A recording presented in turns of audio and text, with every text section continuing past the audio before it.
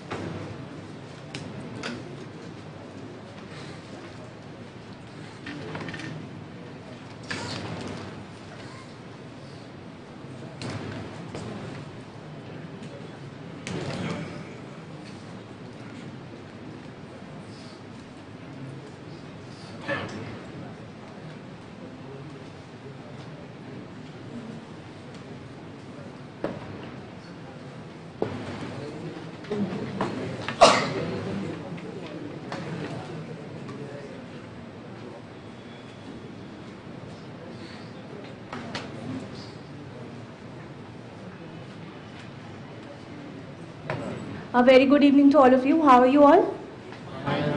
Fine. Okay. So all of you who are sitting over here have attempted this test? Fine. Okay. So was this an eye-opener for you in the month of January before your prelims? What were your scores? Scores were not great, right? But did this test give you a challenge to prepare harder? Okay, what all issues did you face? Which section was difficult for you? Art and culture. Art and culture se to 4 he questions थे. How can that make the whole paper as difficult? Policies. Environment and ecology. Anyone else who's having problem in history? Ancient. Polity. Ancient. One question is making paper difficult. Current affairs. Okay. Okay, fine. So what we'll be doing is that 50 questions I'll be taking and 50 questions the next faculty would be taking. I'll be dealing with art and culture, the whole history section, polity and few questions on current affairs. Fine? And the outline of the discussion would remain as in where I would tell you where were the traps. See, the whole paper you might not be knowing. Even in UPSC when you'll go, you have to have that kind of tendency to identify the traps, the statements which are definitely wrong, right? So what we'll do is, the statements which can be eliminated or we've set as traps, the way UPSC does, because more or less this paper, you might be having this inkling that it is more or less on the guidelines of this year's paper, on the framework of 2017 prelims paper. So we guide you how you have to see and identify the traps. Fine? Okay. Let's start with Indian polity. Anyone who's having more problems in polity questions? You were confident in polity questions, but then when your answers came, they were mostly wrong. How many of you had this kind of problem? Okay. Fine. Good. Great. Okay, let's start with the first question. Which of the following is an implication of the right to equality as provided in the Constitution of India? Right? Now when you see a question, how do you start? Do you give time to the stem of the question? That is what the question is asking. So what is the question asking? The implication of right to equality as provided in the Constitution of India. Right? So we'll go step by step. What about statement A? What does it signify? The statement is read as, no discrimination against any citizen on any ground. How many kind of discriminations we have strictly or explicitly written in the Constitution? Which are they? Only on the grounds of religion, race, caste, or place of birth. So this statement is wrong, right? What about B and C? What do they signify? Treating everyone equally under all circumstances, not giving preference to any section of society. Aren't we having affirmative action? Aren't we having positive discrimination? We are giving preferences to certain class of people, right? So B and C are ruled out, A is ruled out. What is the best answer? D. Preferential treatment नहीं किया जाता affirmative action. But see, what is the statement saying? Treating everyone equally under all circumstances. The question is implication of the right to equality in context of Constitution of India.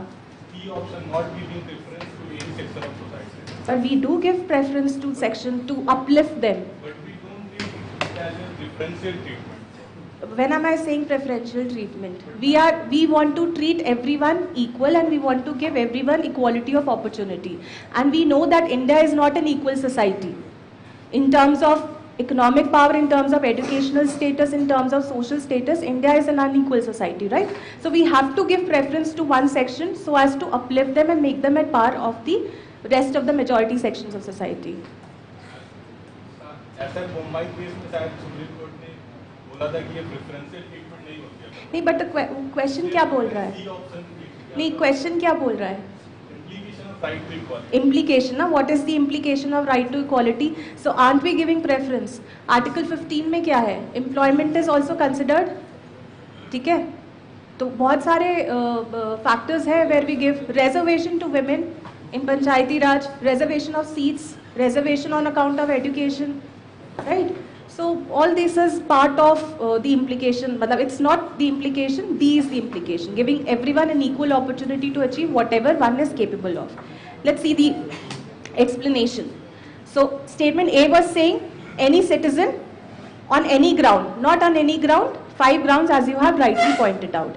Second and third, because of the preferential or whatever reservations we have given to the people of India in the form of reservation in educational institution, government services, etc., Panchayati Raj or local bodies, right? But equality in real sense in India means equality of opportunity, to be very precise, right?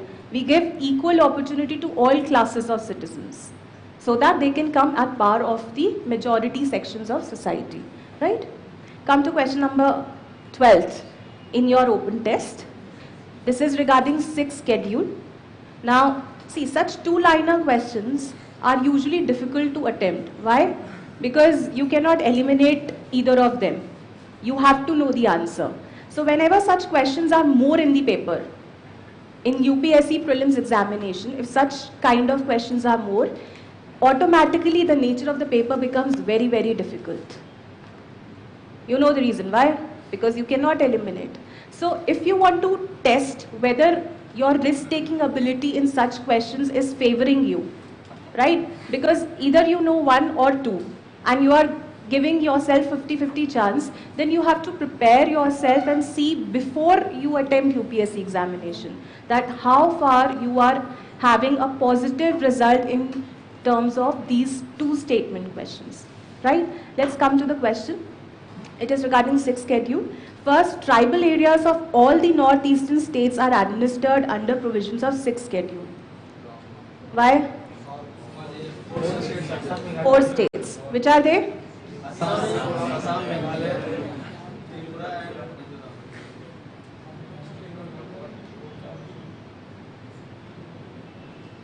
These 4 states.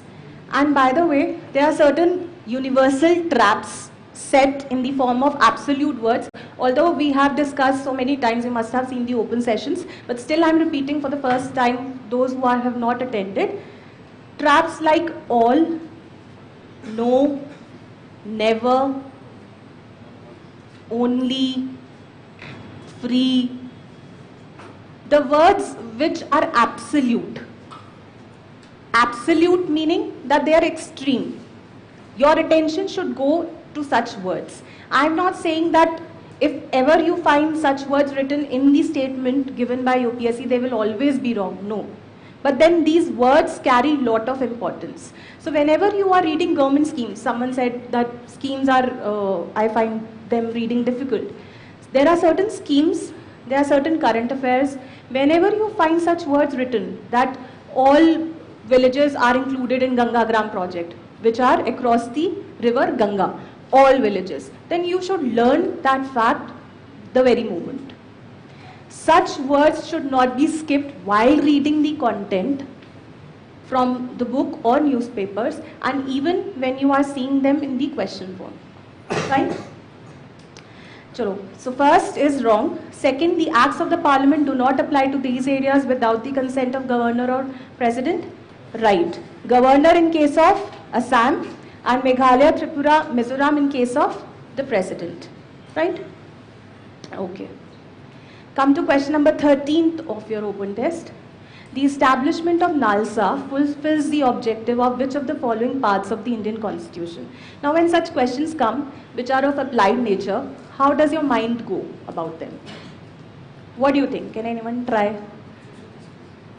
Nalsa is what? Providing free legal aid.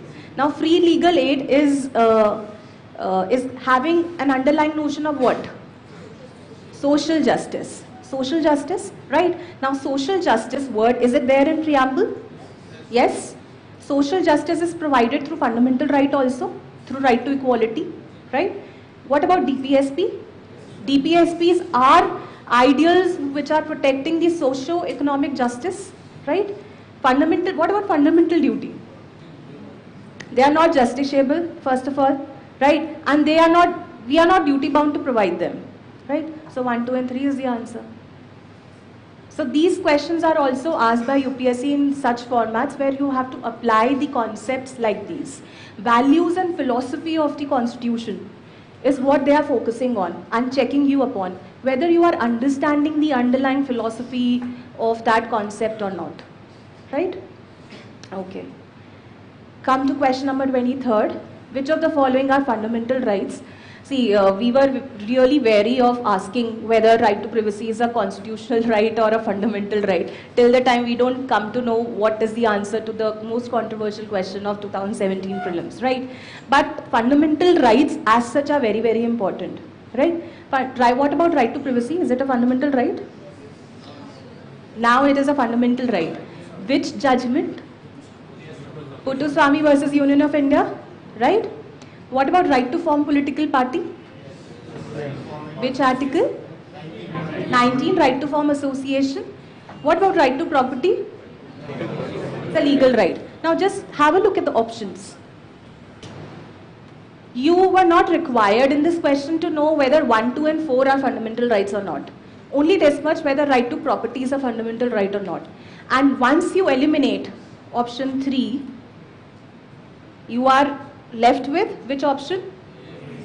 A and C, right? What about 2? Now such type of questions become not easy, medium.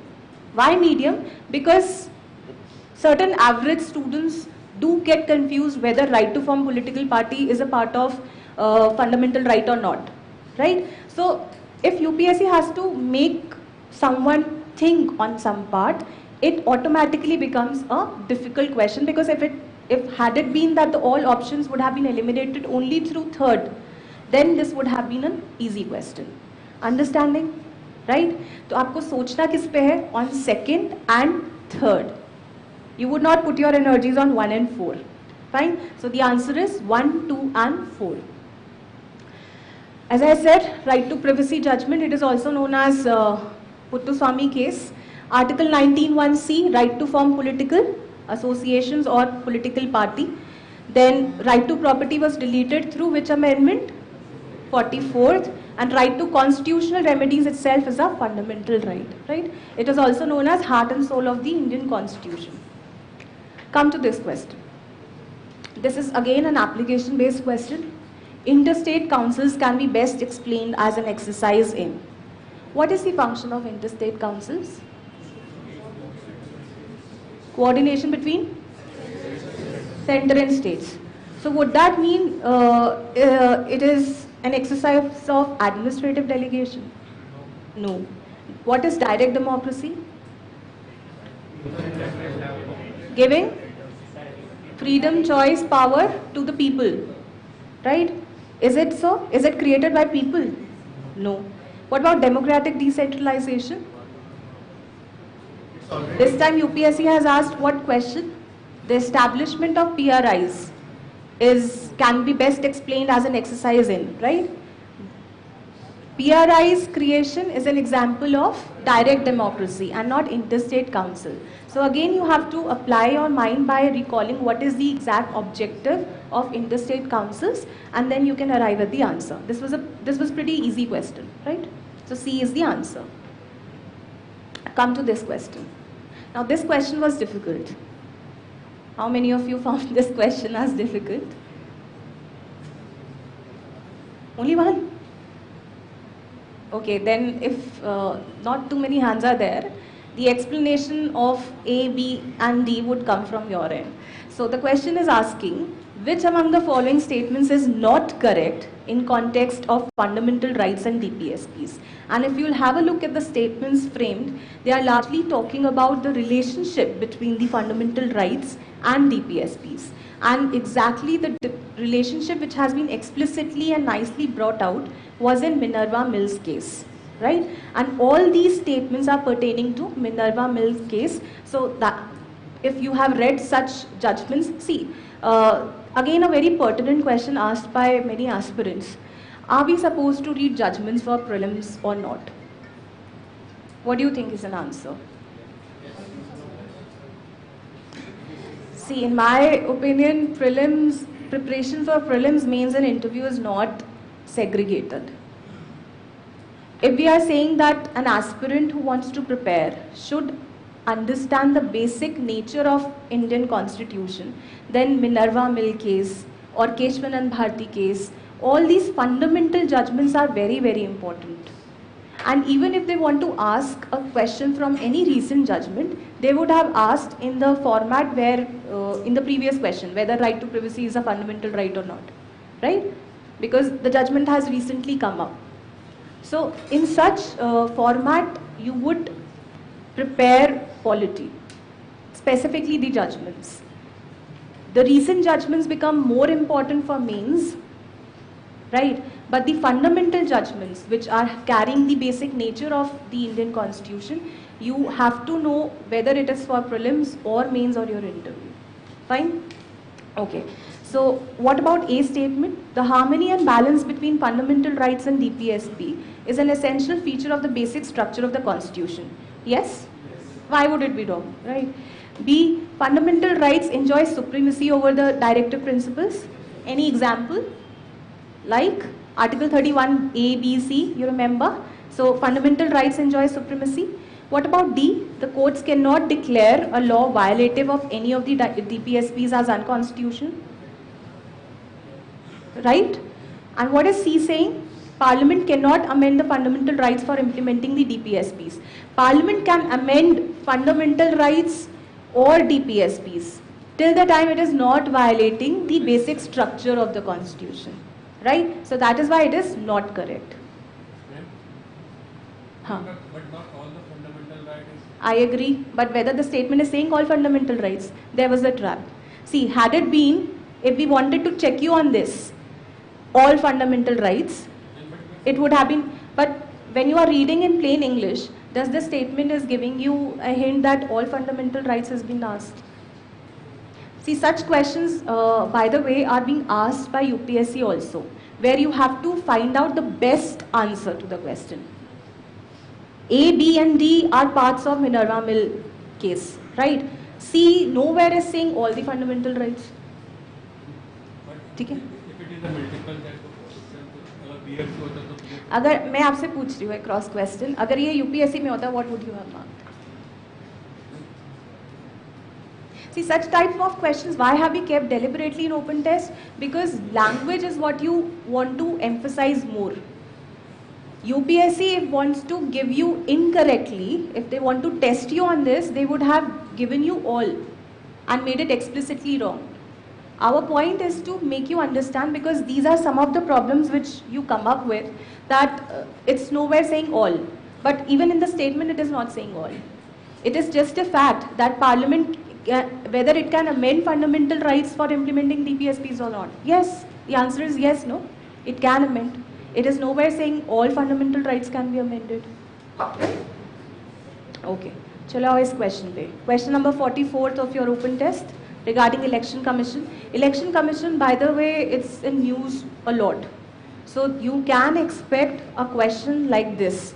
Not like this, but on the topic. Now, a tip. How to prepare your current affairs and link your current affairs with the basics in the similar format.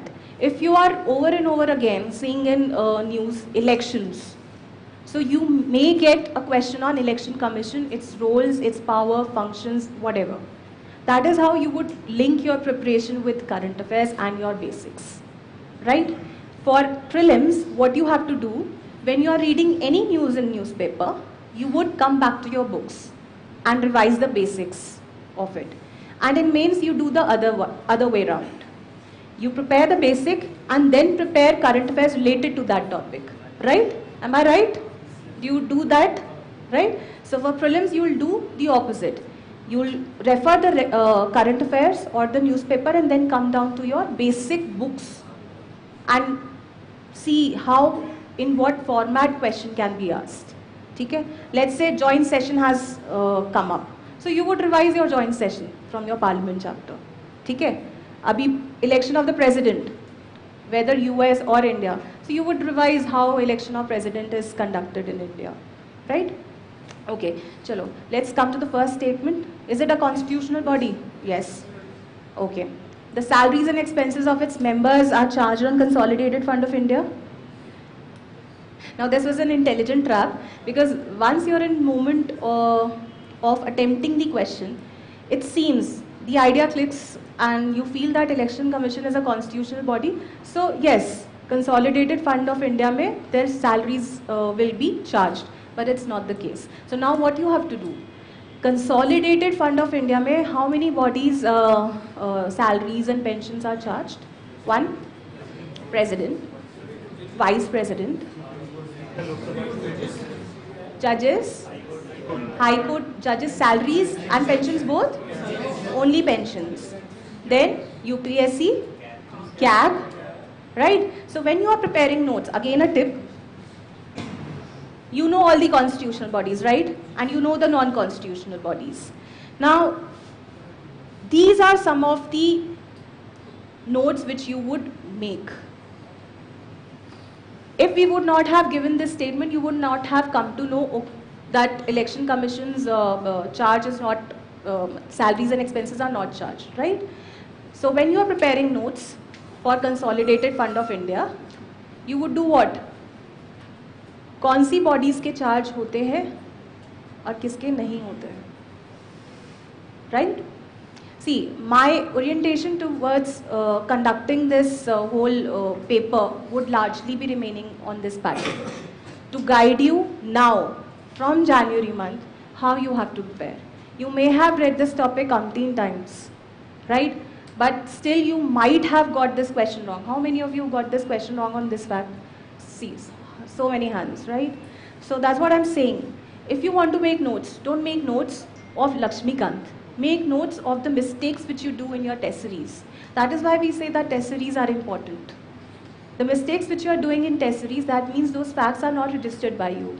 And that is how test series or solving questions come handy and prepare you, right? So in this format, you will make notes. Third is right. Its opinion in matters of disqualification of persons involved in corrupt practices during elections is binding on the president, right? And now again, if you are seeing this news very often, the powers and functions of Election Commission, do visit its official website. Do visit its official website. And if I ask you, then how salaries and expenses are expended? How are they dispensed if they are not coming from the budget? They have their own separate budget, which is sanctioned by Ministry of Finance. right? So always have this habit of visiting the official website, because this information might not be given. I don't think so it's given in your Lakshmikant, right? So that is how you would relate more and prepare yourself to the core, fine? Come to this question. This question was easy. The question is asking you who can become the President of India. Can you become the President of India? Why? You are a citizen of India. Yes. So what is B statement saying? Be a citizen of India not less than 45 years of age. It is 35. C, to be eligible to become a member of Rajya Sabha? Lok Sabha. Is residence a condition or citizenship is the condition? Okay. D is correct. He should not be holding any office of profit under the government of India. So this was a pretty easy question. Come to this question. Question number 48 in your open test. The concept of constitutionalism. How many of you know constitutionalism? Okay. How many of you have the habit of seeing UPSC exams, other exams like CAPF, CDS? Few. Please develop a habit of seeing the papers, GS papers conducted by UPSC of other examinations as well, because you might get topics from there and then you can solve the question. Although, firstly, this concept was asked in CAPF and then your UPSC Civil Services Prelims. That is why I am telling you. Constitutionalism they had asked once, right? In Civil Services Prelims. But before they had asked in Civil Services Prelims, they had asked in CAPF. So that is why I am saying, see, Prelims is all about how many correct questions you are getting with accuracy. And how would you ensure that? How would you ensure that? It is ensured, one, by number of questions you attempt, and second, minimizing your errors. Minimizing your errors, focusing on accuracy. Okay, so let's come to this question, concept of constitutionalism. So constitutionalism as a philosophy is rested upon limited government. What do you understand by limited government? Where the rules are, or the principles of administration are coming from where? Constitution. Constitutional form of government, right? And this rule of law or constitutionalism is again dependent on people's sovereignty. But again people's sovereignty with representative form of government. Okay? So what would be the antithesis or opposite of constitutionalism? Dictatorship, autocracy, anything which is subsuming all the powers. Will it come under constitutionalism? No. Constitutional form of government does not support what? Dictatorship or centralization of powers, right? So if you rule out 3, you are left with 1 and 2 and 1. But 1 and 2 are inherent principles of constitutionalism. If you want to prepare more on this topic, UPSC had asked this question from this website.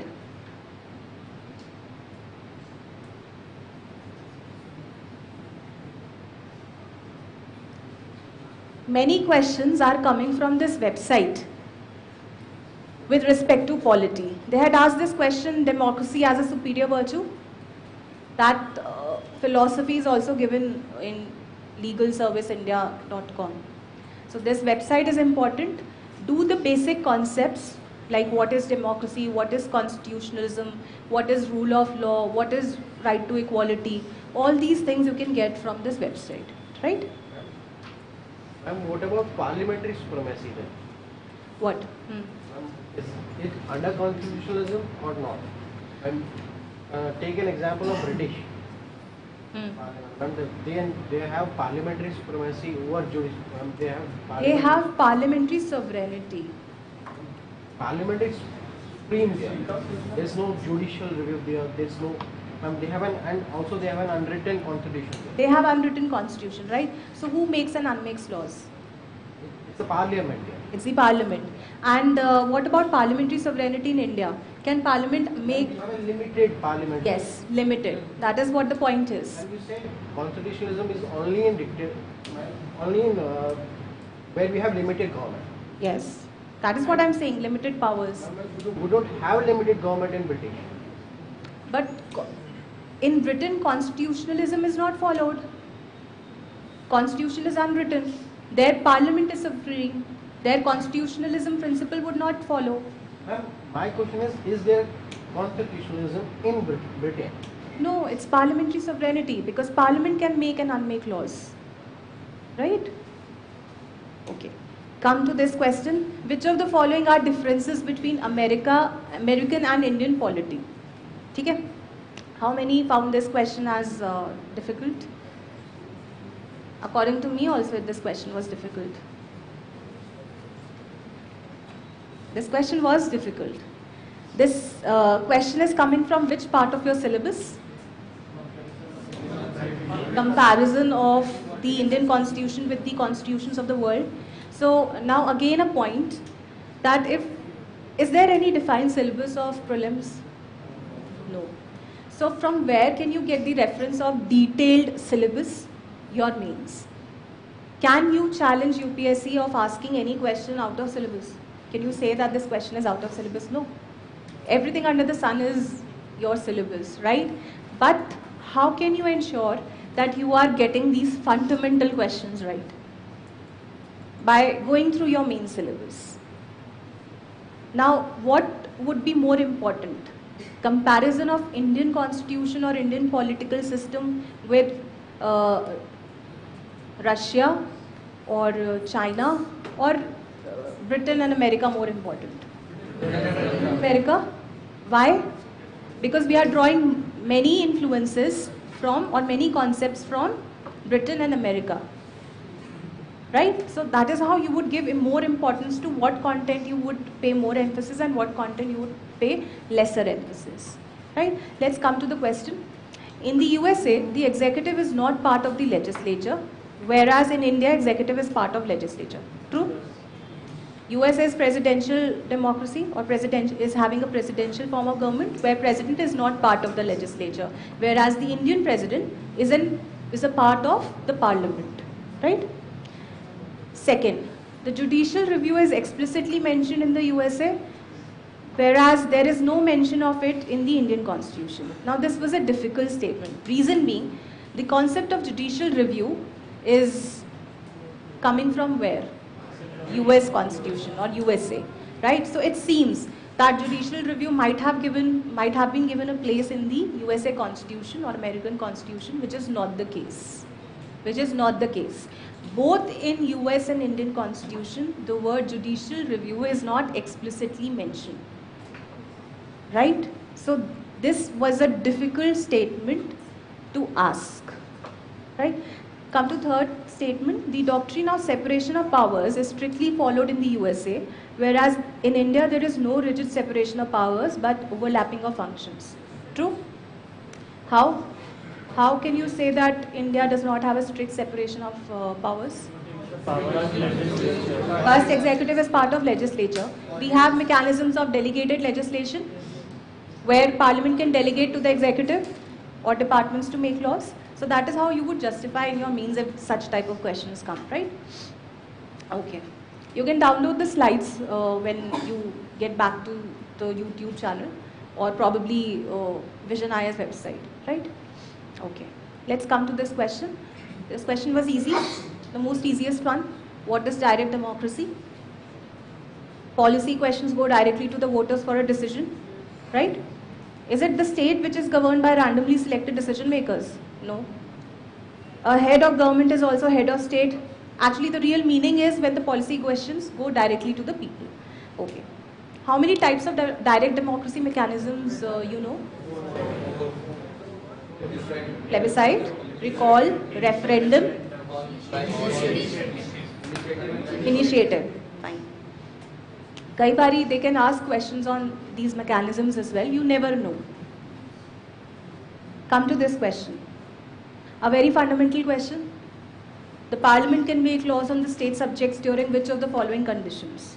How many conditions you know apart from what they have listed in the question? Article 249, which says Parliament can make laws on the state legislature. Yes, Only on the resolution of Rajya Sabha. 2/3 special majority. Right? Any other article which you know? To implement international agreements or conventions. Parliament is having power to make laws on state subjects. Then Two or more states request for a common law. 2 or more states in agreement when they come to the parliament to and request that you can make laws, right? What else? Emergency, which is Article 250 and 360. In financial emergency, there is no such provision, right? So now, when you know there is a broad topic called Parliament's power to legislate on state legislature or state list, you should know very concretely that what are the conditions with the articles. Okay? One is Article 249 in national interest. Second is your national emergency. Third, when the states, 2 or more states go, right, to implement international treaties, which is Article 253, and then under proclamation of President's rule, right? Yes. 250, reason being 250 is carrying the provision, but there is a separate provision in both 352 and 360, right? Okay, come to this question. Cabinet committees. This year they have asked a question on cabinet form of government, right? Now these are certain fringe areas with respect to governance. Once they had asked a question on chief secretary, right? Cabinet committees. These are all mechanisms of governance. Okay? For this, you can refer your Lakshmikant governance book. Or if it's having in Lakshmikant polity, then that is also fine. But whatever, again, see, my point is that you should not leave any topic go unnoticed. Reason being, you may be hearing many cabinet committees in the news, right? Cabinet Committee on Economic Affairs. So a thing should tinker in your mind that what are cabinet committees actually?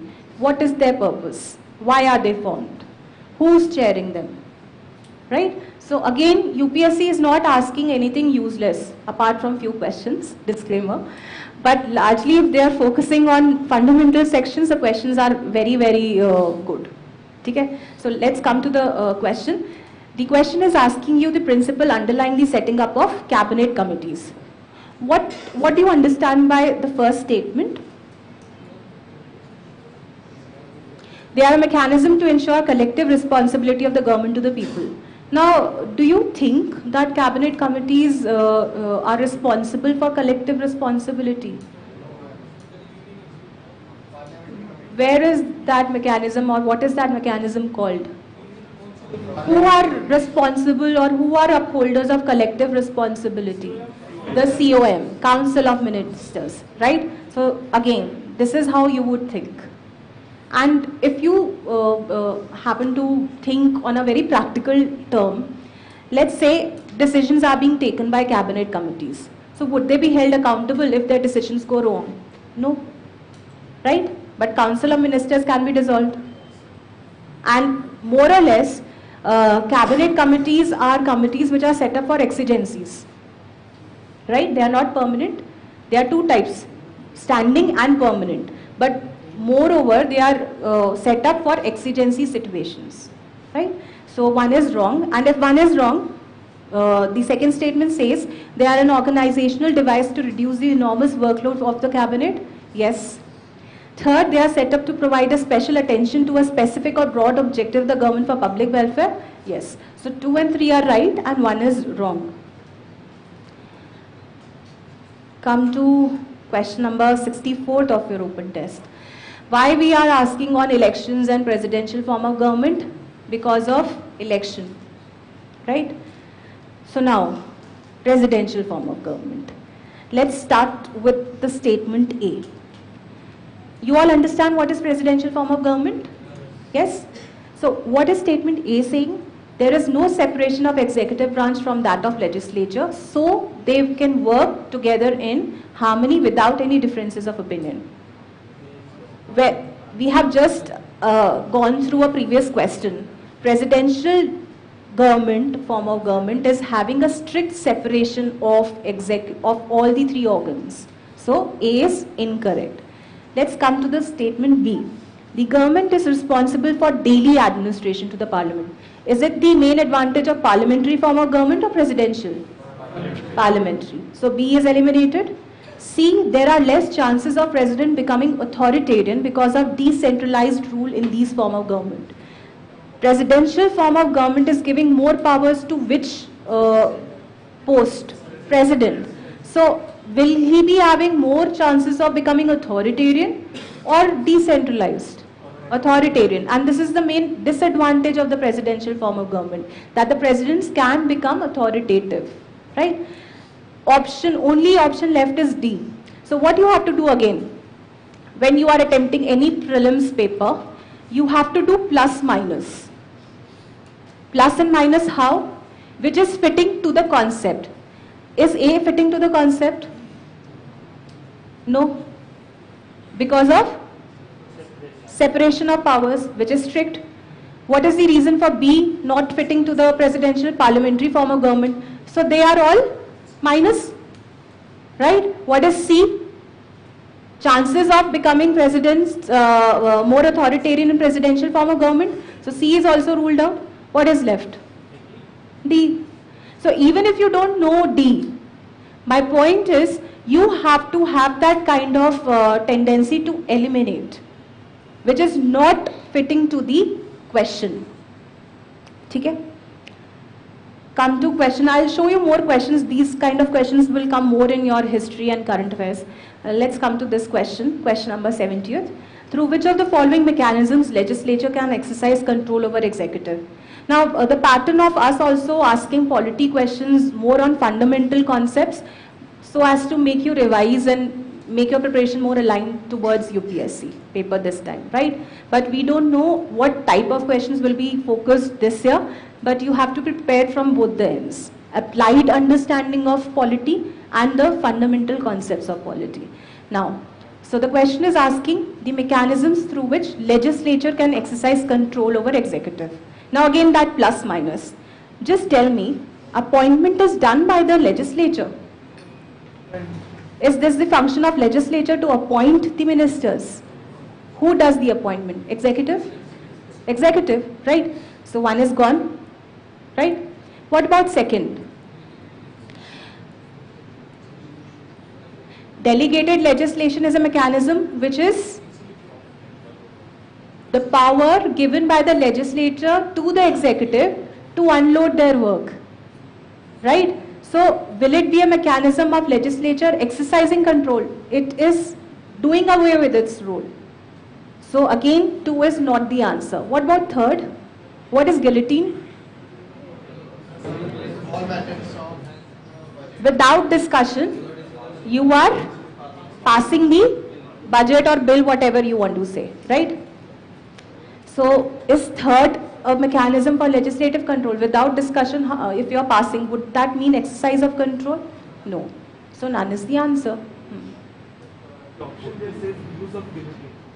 So this means that the number of questions can be passed without discussion. That is what we mean. Yes. So now suppose it says use of guillotine. So if the parliament is able to discuss more questions or discuss more on the budget, for example, so then the guillotine can be used effectively, right? Yes, but guillotine mechanism is that we are not discussing anything, just passing. You are not holding executive responsible. You are not questioning its integrity, its work. So guillotine is not a mechanism for exercise of control.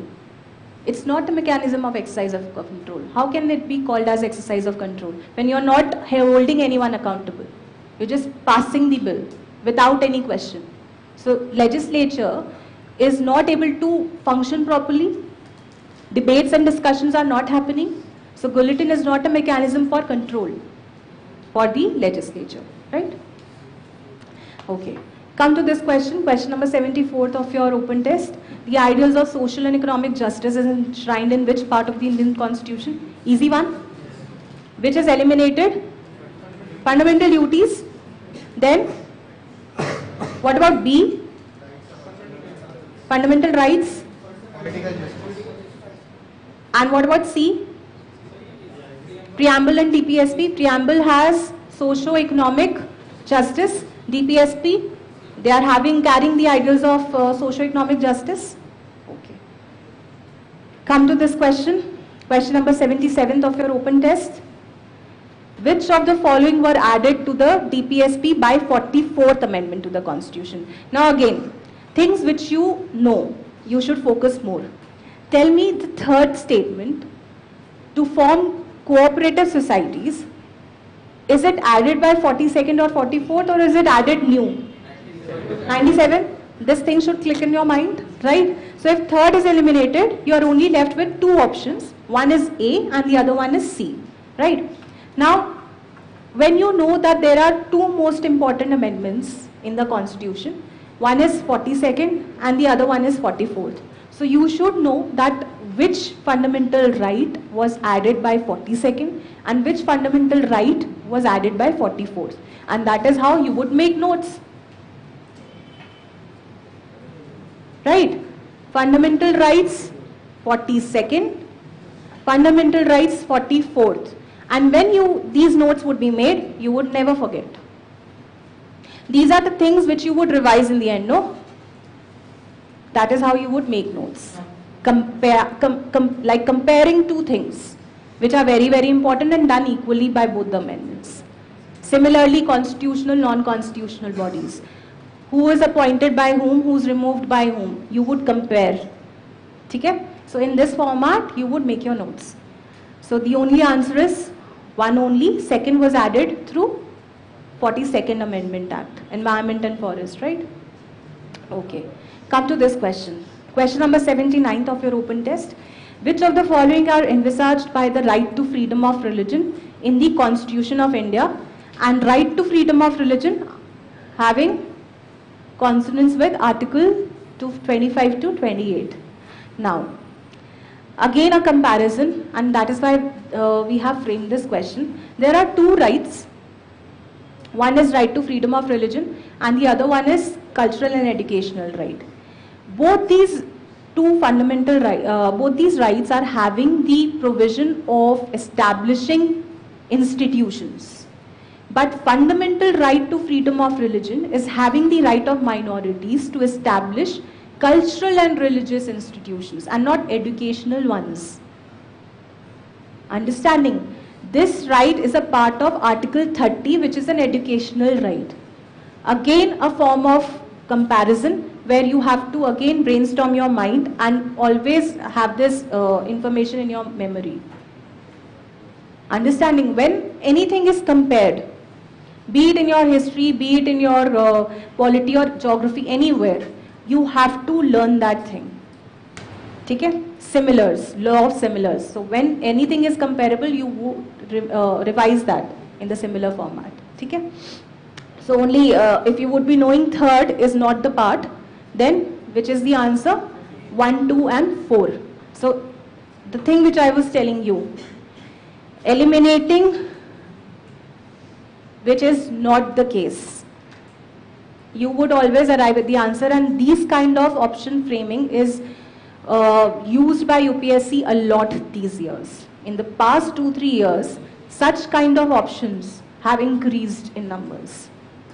Where if someone is clear with one article or one statement which is eliminated, you are arriving at the answer. Okay? Come to this question. Again, why we have framed such a question, question number 80th of your open test. Compare. There are two posts which can be compared. One is Speaker of Lok Sabha and the other one is Chairman of Rajya Sabha. Right? They are comparable. So that is how you would make your notes. First statement says, unlike the Speaker of the Lok Sabha, the Chairman of the Rajya Sabha is not a member of the House, which is true. Right? Second, unlike the Speaker of the Lok Sabha, the Chairman of Rajya Sabha does not have any casting vote. They both have casting vote. Both have casting vote. Third, like the Speaker of the Lok Sabha, the Chairman of Rajya Sabha can also preside. No. Who can preside on Speaker's absence? Deputy Speaker of Rajya Sabha. Deputy Speaker and then Vice Chairman of Rajya Sabha, right? So, third is incorrect. One only is the answer. Come to question number 97th of your open test. With reference to Parliament of India, Consider the following statements. This year also they have asked a question on private members bill, right? What is private members bill? So we have compared again. While a public bill is introduced by a member of ruling party, a private members bill is introduced by a member other than the ruling party. What is a public bill? A public bill is a bill which is introduced only by the minister. There is no provision like this by a ruling party, whether that minister is from a ruling party or not, by a minister, right? So one is incorrect. Second statement says, while the introduction of a public bill in the House requires 1 month's notice, a private member's bill requires 7 days notice. It is the other way around, right? Again, why such type of questions in first open test? To guide you, to reorient your preparation towards polity. You have to make your notes like this. Otherwise, you would always forget and make your mark your questions wrong in polity, right? So neither 1 nor 2 is the answer. Okay. Now, any doubts with respect to polity section, how to cover it? Standard sources would be referred. The only source which might be new for you, I have written on the board. Lakshmikant Polity and your current affairs newspaper, whichever is you are following, would be your source, right? You would not go beyond Lakshmikant. If someone loves to read D.D. Basu, they can, but I think more or less questions are solved through Lakshmikant basic clarity or polity, right? Okay, medieval Indian history. What was the question asked this year by UPSC from medieval India? Kakatiya. Why Kakatiya? Anyone? Why Kakatiya? Does someone know that it is derived from your current affairs news? Huh? Telangana government was commemorating the Kakatiya dynasty rule, right? And they were reviving their Mission Kakatiya project. So Kakatiya dynasty was in news because they were paying lot of emphasis on the heritage and culture of the Kakatiya dynasty. So now, as I told you in the beginning, if some topic is in current affairs, what would you do? You would go back and search.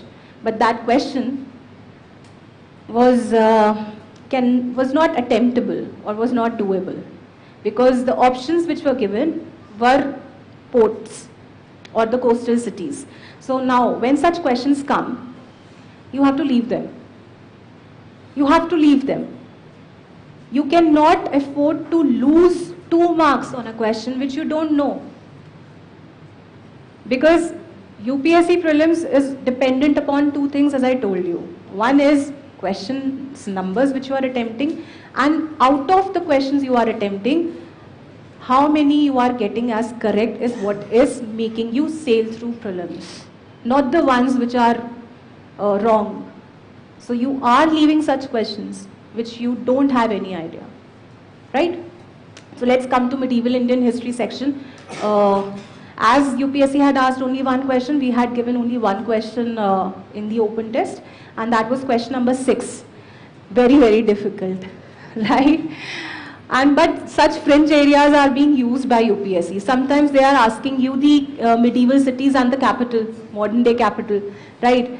Sometimes the question is coming from your current affairs. We never know. But women is also a favorite topic of UPSC, right? So you should know medieval women rulers or women personalities who have taken part in Indian freedom struggle, right? So that is why again we have asked this question, and the source of this question is purely your new NCRT. New NCRT. Themes. I don't remember clearly which part, but your new NCRT. Okay? There is an old NCRT.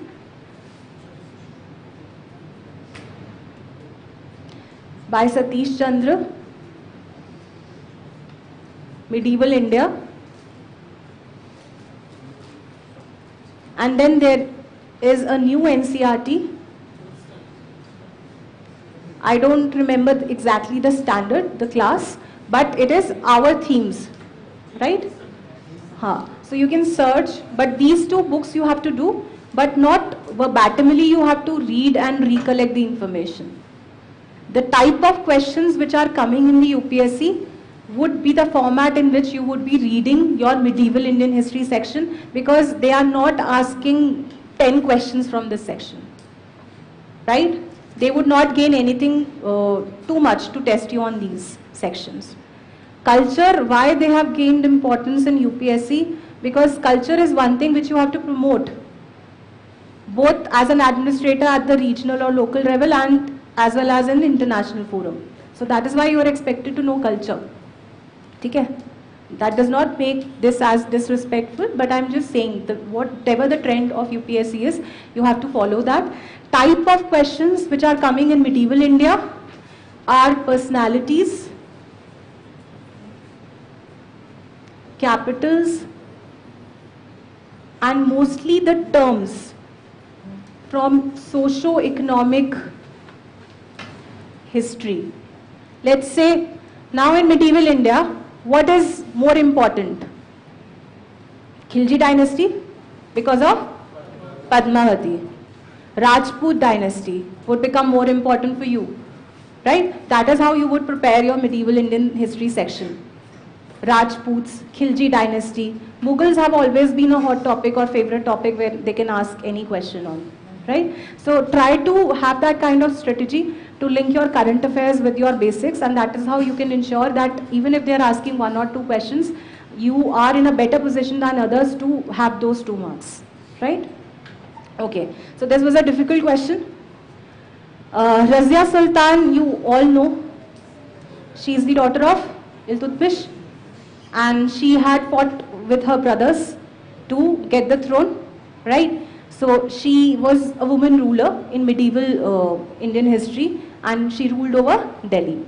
Now Rudram Devi and Didda we have interchanged. Rudram Devi belongs to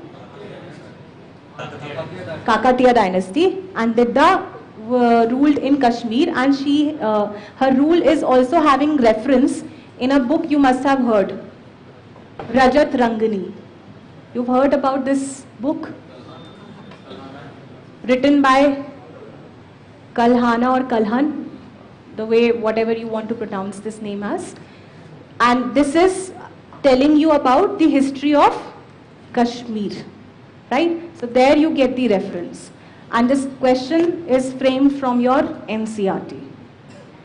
At the max, what you can do for medieval Indian history section is NCRTs only, not beyond that, right? Okay.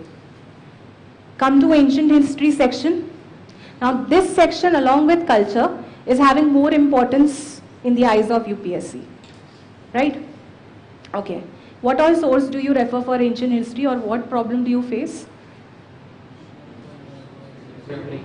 NCRT.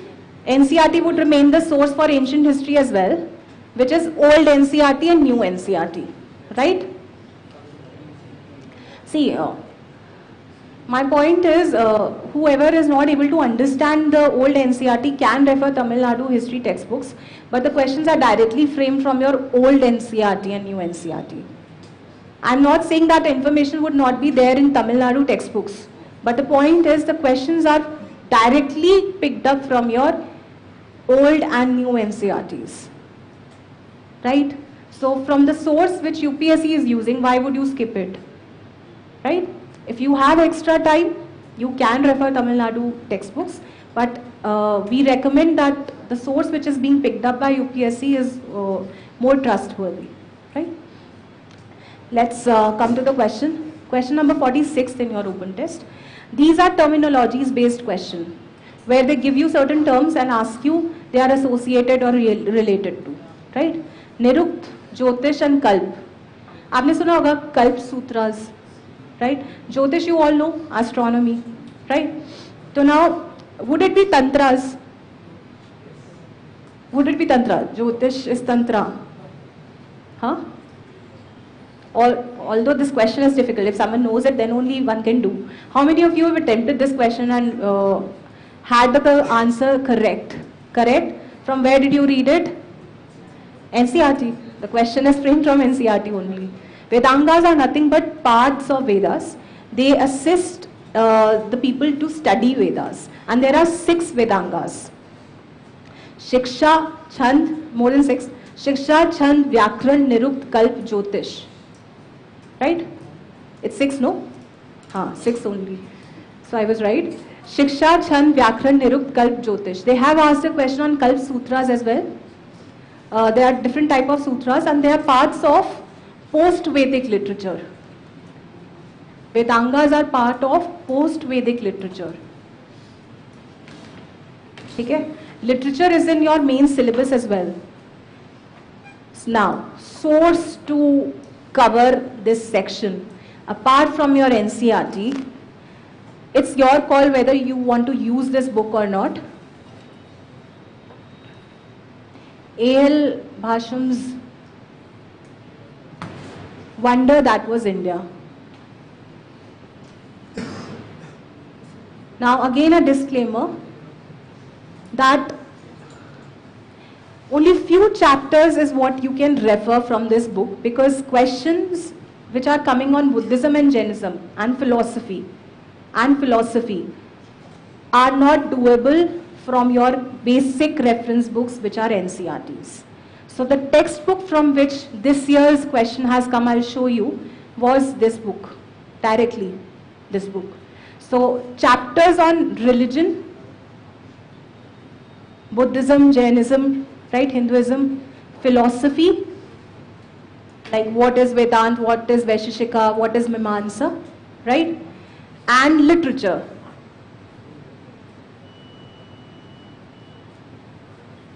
Is what you can refer from this book. But again, it's your call. For 2 or 3 questions, if you want to read this, your call. But I'm just telling you, literature and religion can be asked in mains as well, because it is explicitly written in your main syllabus. Okay? So इसलिए I have given the reference, otherwise we would not have. And questions are directly verbatimly picked up from this book as it is. Okay? Let's come to the section which is pretty easy to understand and relate with, modern Indian history. Now, what kind of questions are they asking? Are they too difficult? 1 or 2 questions are difficult, otherwise largely this section is very, very marks fetching, right? So in such sections which is understandable by all, right, is understood well, easily, in such sections you have to maximize your score. One is polity, the other one is modern Indian history, because it is read very frequently by all, and if any question which you are attempting from this section goes wrong, it is on your disadvantage. Okay? So whenever you are attempting any question from polity and modern history which is doable by all, you should be very, very accurate. Otherwise, just skip that question, because it would decrease your marks overall. Come to question number 19. How is this question? Tough? Who's saying tough? Acha, tell me. Acha. Only one? Very easy? If someone is saying easy, just tell me how. Yes, very good. If someone knows that Annie Besant is not the founder of Theosophical Society, that is third statement, you would not require to know 1 and 2. Now again, such type of options is what you have to look for. You have to concentrate your energies more on 3 and not on 1 and 2. Because there is an option called 2 only. Okay? So try to look for, whenever you read the question, don't stress yourself ki whether I know this or not. Just automatically you should pay attention to the options given. Okay? Okay. And mind you, this is very, very important to be known also, that whether you know that Annie Besant is the founder or not. Who's the founder of Theosophical Society? Blavatsky and Olcott. And this fact has been asked by UPSC. It has been asked, already tested you on this fact. So if someone had attempted this question and had a wrong one, please, it's a request, reorient your strategy and always have this method of looking at the options. Okay? So 2 only is the answer.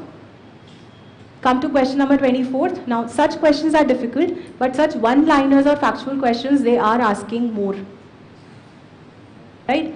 So, which among the following political associations organized an all-India agitation against reduction in maximum age for appearing in Indian civil services? Now, just think. How many associations or organizations you know in the options given? Two. Which are they? Justice Party is related to? Periyar, Tamil Nadu, and it is more aligned towards social justice, right? And you can take a risk and eliminate this option. What about INC?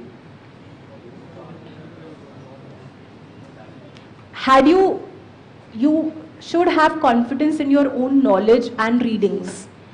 You must have read about INC so many times. If this was the case that it had led an all-India agitation for Indianization of civil services, then you would have known, right? Trust your gut, trust your knowledge, trust your reading. They are giving you such traps where you are forced to mark INC. This is one such type of question. You think that I only know INC and probably it might have asked for Indianization of services. They might have, but what the question is saying, all India agitation at an all India level, right? So the only answer left, I don't know how far you know United Patriotic Association. So according to me, if I were to rate this question was difficult. So that is why it is a factual question. Indian Association is the answer. Now, what is so important about Indian Association? Someone who knows about this association? This was an association founded by Surendranath Banerjee in 1876. He's very, very important personality. Why? He did not join the first Congress session. This has been asked by UPSC. Who were the members of the first Congress session?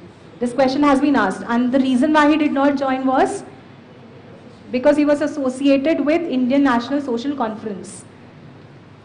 Okay? Okay. So again a tip, do always refer, and the questions should be in your learning memory, that what all questions they have asked about whom, in what format. You never know, such important personalities or information may come handy to you in solving the questions. Right? Okay. Come to question number 31 of your open test. Very easy question, right? Raja Ram Mohan Roy. There is no trap. Only distractor could be, I'm just assuming, would be third statement, that he stood for the reform of Hinduism and opposed its suppression by Christianity. Some people might have thought that he's a modern champion of westernization. But he aimed for westernization. He did not aim for westernization, he aimed for modernization. He never said that you should have blind faith on westernization or western ideals. He always said one needs to revive, one needs to reform, not revive, one needs to reform one's own religion according to the changing times. Okay, so third is also correct, otherwise 1 and 2 are correct information with respect to Raja Ram Mohan Roy. Now any question on Raja Ram Mohan Roy is expected from UPSC also, because he is important, right? Okay. Come to question number 32 of your open test. Chamber of Princes. How many of you knew what is Chamber of Princes? Might not have heard. There was a question this year regarding Butler Committee. Butler Committee is related to which? Princely states. Now, when you see that they have asked a question with respect to a particular topic, what should you do? They have asked, I'm not saying this is the first time they have asked a question on princely states. This might not be the case, no? They have so many times must have asked a question on princely states, but then princely states as a topic, if it has been asked, you should know about princely states and the developments in it. Okay? So, Chamber of Princes was constituted on the recommendation of Montfort reforms in 1922, and this Chamber of Princes is also known as Narendra Mandal. Narendra Mandal. This question has been framed from your Bipin Chandra, the thicker one.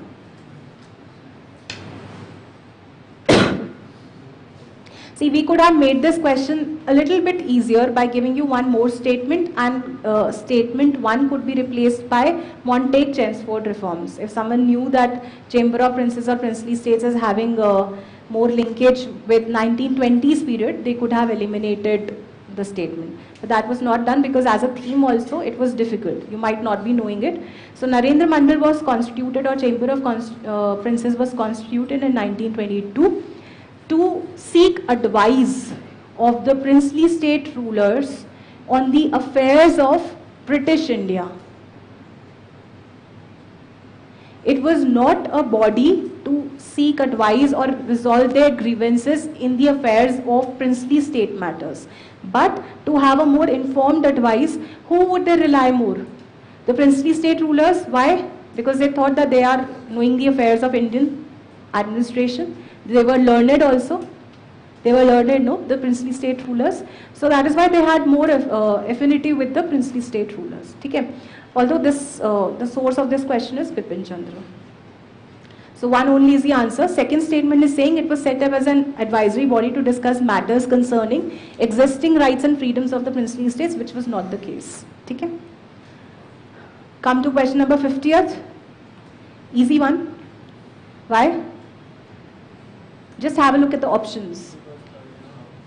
Which option you have to focus more and first? The third option you have to focus first, right? In the options given. So now what is third saying? Establishment of municipalities in urban areas. Again, this is such an important information that you should have in your reading memory Lord Mayo's resolution. Lord Mayo was more involved in establishment of municipalities in urban areas than Ripon. Okay? So that is how you have to focus more on the options than whether you know 1, 2 and 3, all 3. Okay? So Lord Ripon, Hunter Commission कब आया था?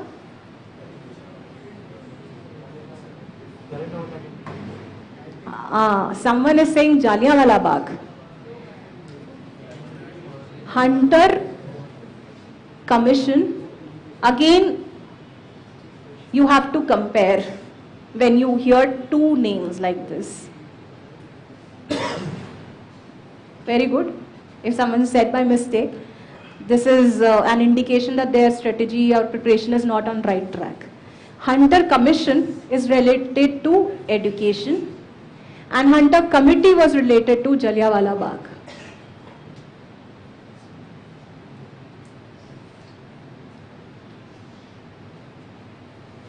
So don't get confused.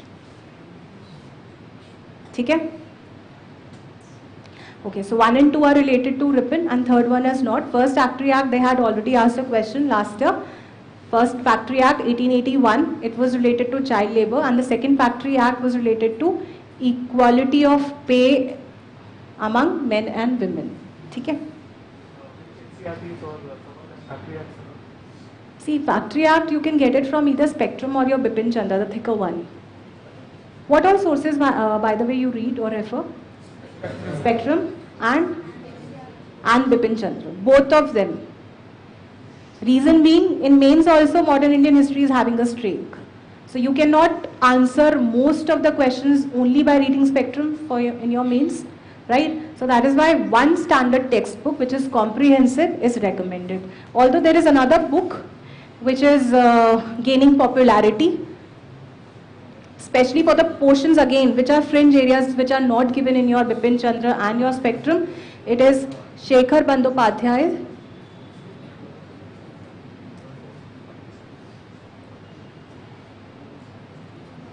Plassey to Partition. Now again, when these books are picked up by UPSC to frame questions, and which they are picking up this book, you are not expected again to read the whole book cover to cover. Only portions which you are not familiar with, you would focus more. Like role of English or Britishers in national movement. There have been a question on in your mains regarding that. Women leaders, certain fringe areas, right, which you will not get as dedicated chapters in your Bipin Chandra, you can get it or read it from this book. Okay? And there have been a question in prelims also on the Britishers who had presided over the Congress sessions, right?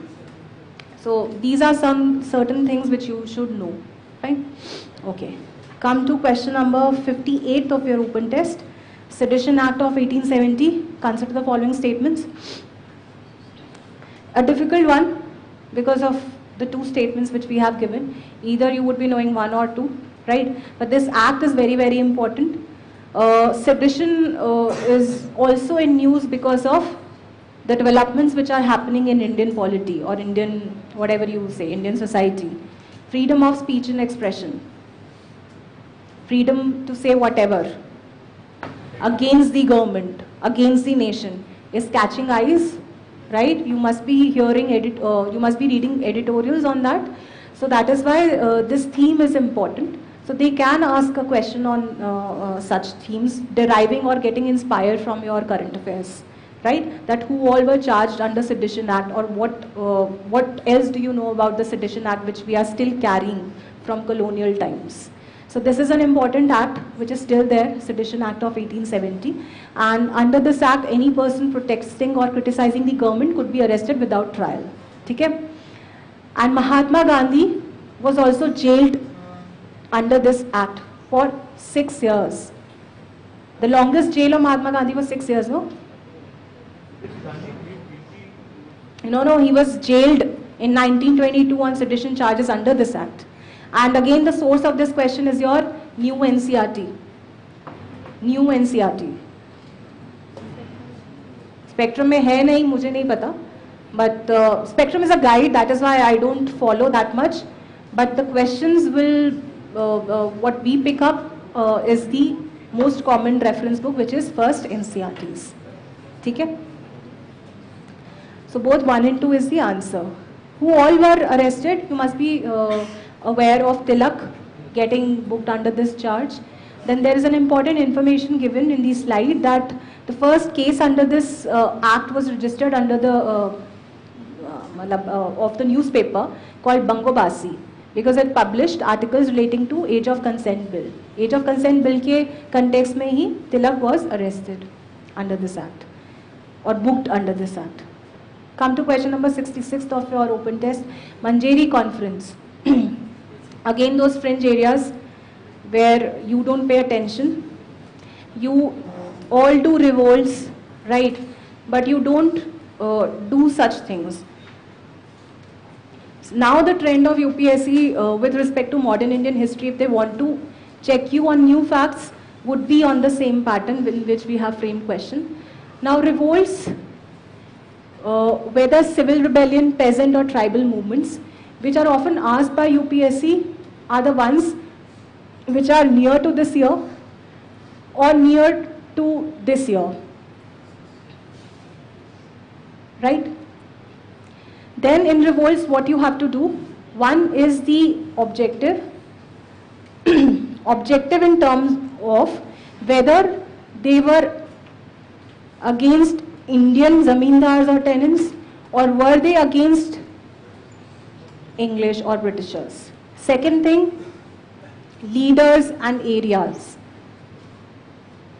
Third, their nature. Don't get confused whether it was a tribal movement or a civil rebellion or a peasant movement. You have to again compare, and this comparison should be there in your mind.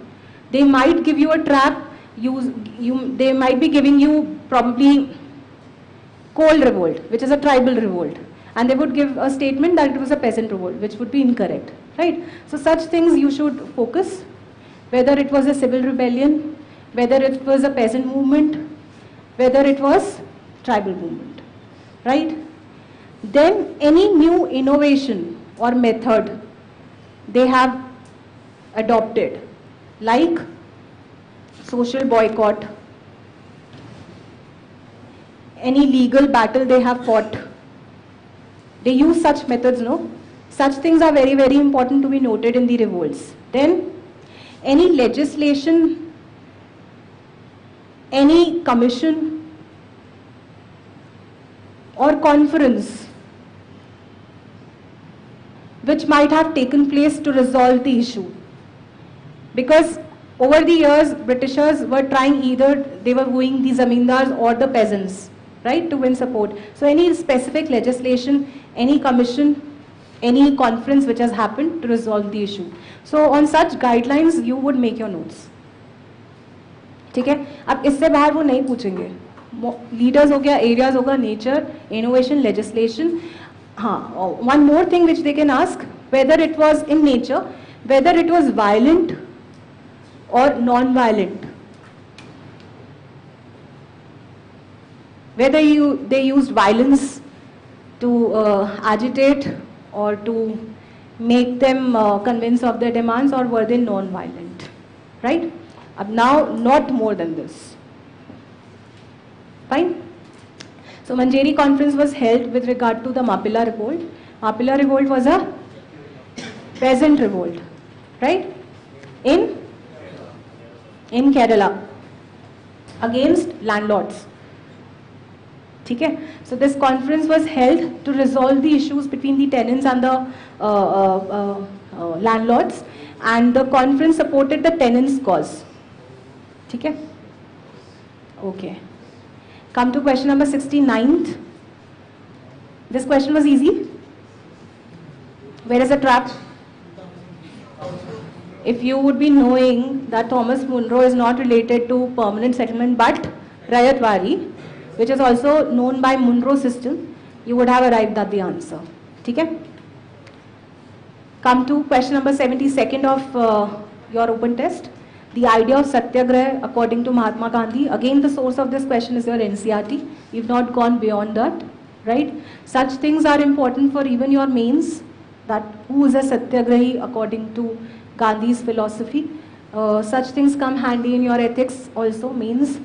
And in prelims also such type of questions are asked, right? They have once asked on the concept like this only of Satyagraha by Gandhi. All three are right. Okay? Again, we have to cover fast more questions. So I am not here to make you learn things. I'm just telling you the strategy. The source of the question is NCERT. Okay? 1, 2 and 3 is the answer. Okay. Come to this question. Again, where is the trap? Bhagat Singh wala case kaun sa tha? Bhagat Singh Sukhdev, Lahore conspiracy. And you know that Gandhi-Irwin Pact was done to release them. So what would come first? If you don't know Kanpur, just pay attention to the things which you know. Lahore conspiracy would come first and Gandhi-Irwin would come after that.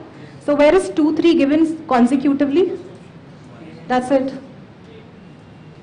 So this question was not checking on whether you know Kanpur conspiracy case kab hua tha. Even if they are not, we are not worried or we are not checking you the year, but the event, the chronology of the event. And they are asking you chronology.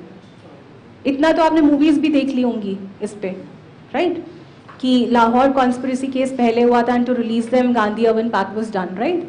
So that is it. A very commonsensical question. So 1, 2 and 3 is the answer. Again I am repeating the same thing, that don't focus more on things which you don't know. Focus on things which you know and concentrate more on those things, right? And always have this tendency to look at the options. Come to question, this section, Indian art and culture. Very, very difficult for all, right? Okay, chalo, let's come to the sources.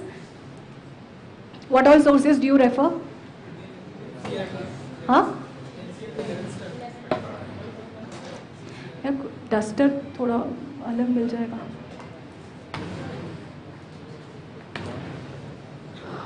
One is your R.S. Sharma old NCERT.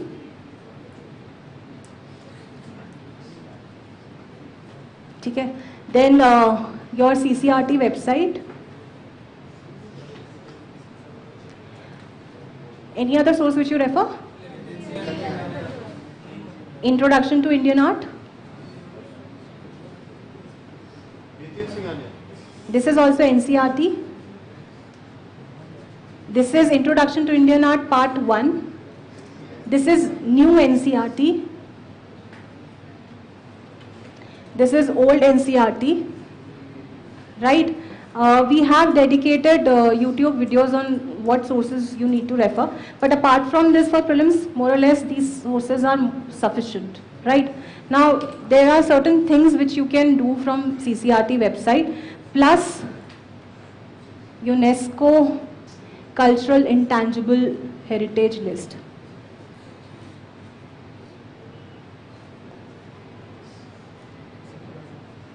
See, they would not ask you any other dance. First, they would ask you the classical dances.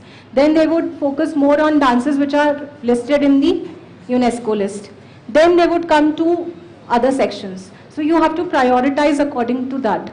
You would not end up doing folk dances and regional dances first.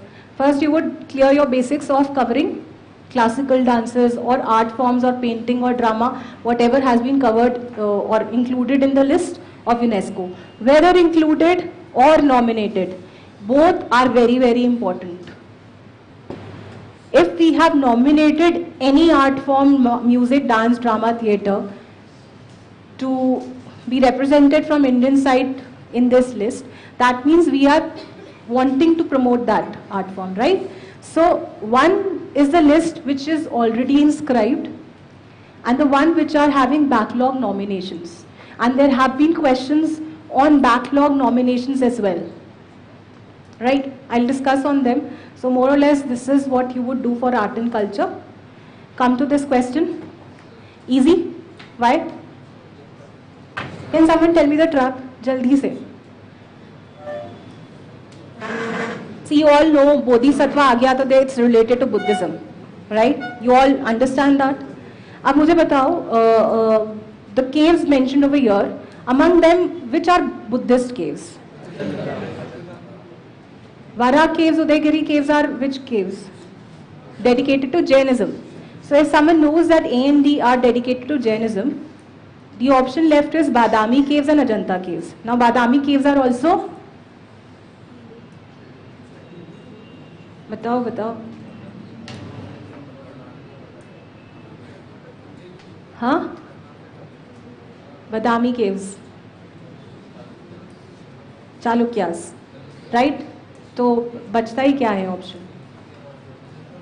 See, I am not saying that Badami caves are not related at all, but my point is the focus on elimination. And this both Padmapani and Vajrapani are paintings which are illustrated on Ajanta caves. And this year they have asked a question like this only. And it is directly picked up from your NCRT. Okay? Fine. Come to this question. Difficult one. Who all have attempted 2017 UPSC paper or have given? Attempted or seen or given, right? So which question have they asked from this area? Samitriyas and Swatantrikas, right? So now this question is directly picked up or framed by UPSC in 2017 prelims. Wonder That Was India book, which I wrote previously, verbatimly. So that is why in the test series which we conduct, we are using the sources which UPSC is using, and specifically for those areas which are made difficult by UPSC. So that there are, if certain information is there with respect to religion, philosophy or literature, some things are known to you, right? So always, see now this question is difficult for all because you cannot prepare it through your NCRTs, right? तो कितने लोगों ने छोड़ा है और कितने लोगों ने attempt करने की कोशिश करी है? You all have attempted and got it right. So the ones who did not get right, what made you attempt this question? ऐसा वाला guess work मत करना please UPSC में. I'm telling you specifically in such questions because you will always be on disadvantage. Such type of questions are to be left. ठीक है? So Stharyvadins, Mahasangikas were two sects which got divided, Buddhist sects which got divided, and they were known as Hinayan and Mahayan. Sthaviravadins were represented as Hinayans. Hinayans were those who worshipped Buddha in the symbol form, right? And Mahayans were those who worship Buddha in human form, right? So Mahasangikas were Mahayans, Sthaviravadins were Hinayan. And Sautrantikas were a different sect of Buddhism, and Samityas, Sarabastivadins were Hinayan sect. So they all are represented under Buddhist sects. So that is why 1, 2, 3 and 4 was the answer. Okay? Okay. Difficult question. इस question को attempt नहीं करना था. Come to this question. Now, we really regret that this question has an error. Error, if someone wants to know, is in the third statement. It is mentioned in the UNESCO Cultural Intangible Heritage List, but it is not yet included. It is under the nomination list, right? So, as a disclaimer, you can mark it right also because it is included, but it is not inscribed. It is under the backlog nomination, right? In 2010, the nomination had gone to this UNESCO, but they have still not accepted it, right? So 3, if someone knew, could have arrived at the answer, and the answer is D, 1 only. Okay? You can laugh because of the error, right? So that is what I am saying, that UNESCO has 2 type of lists. One is which is inscribed, which is accepted, and the other one which is having a backlog nomination. Both these lists are important because Satriya they have asked, and they have asked not because it was inscribed, but it was nominated in the UNESCO, right? You never know that this year they get the nomination accepted, so this question would be right then, right? So otherwise, as of now, this is 3 is not the answer, D is the answer, 1 only. Okay? Now, coming back to the question, what about the second statement? Now, question is not asking you or testing you whether you know that drums are the musical instruments or cymbals are the musical instruments which are played, which are not played.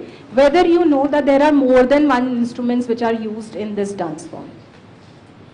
Again, an inspiration from the UPSC 2017 paper. You are not learning all the musical instruments which are played under the dance, in the dance, right? You are only required to know whether there are more than 1 or 2. And if this is given as a statement where it is testing you which are the musical instruments used in the classical dance form, any classical dance form, you are leaving that question. If the question is only testing you which are the musical instruments, right? So with respect to dance form, you would prepare it first whether it is a classical dance or not, whether it is both dance and drama or not. Any pose which is world recognized or a special feature or a characteristic of that dance, because once they have asked a question on Tribhang. Tribhang is a position used in Odissi dance. Now Odissi is a classical dance. So they asked this question. So that is why I am saying, if you want to go deeper, focus more first on classical dances, right? Then the nature of the dance, whether it is a pure dance or is having the elements of both dance and drama. Third, poses they have asked, but that does not mean that every dance would have a pose which is named or which is peculiar, right? You have to find it out. Like Tribhang is one position in Odissi. Chok is another recognized position in Odissi. So these kind of information you can get it from CCRT website with respect to dance. Then you can do UNESCO, any dance form mentioned in UNESCO. That is it. Okay? Come to this question. Now again, how many of you attempted this question? How many of you got it right? Actually, you attempted and got it right? How? Yes. Just again, an indication that if someone knows 3, and just have a look at the state options framed. You have to concentrate more where 3 first. Option 3. Option 3 is what you would read and read and read all over again. Losar festival, it is coming in news, right? You all know that it is celebrated up in northern Himalayas, right? Or northeastern Himalayas. So how can Bheels be there? बस इतना ही पता होना चाहिए था. Bheels are communities, tribal communities found in Madhya Pradesh, Chhattisgarh, even Rajasthan, right? So if one could have known about these information, he could have arrived at the answer. In such a format, they had asked this time a question on festival. So you were not required to know all 3 festivals, you were only required to know one.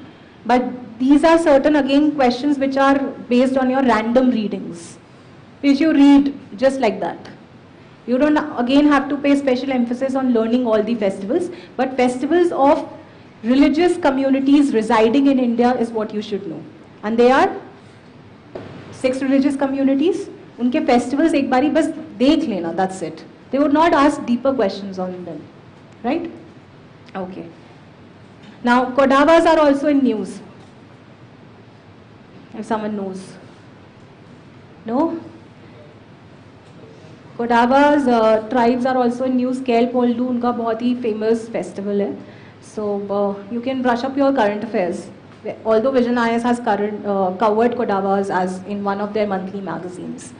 Okay? So, whatever you are reading in current affairs as part of your preparation, always take note of that and read from your end its festival. Okay? Just once.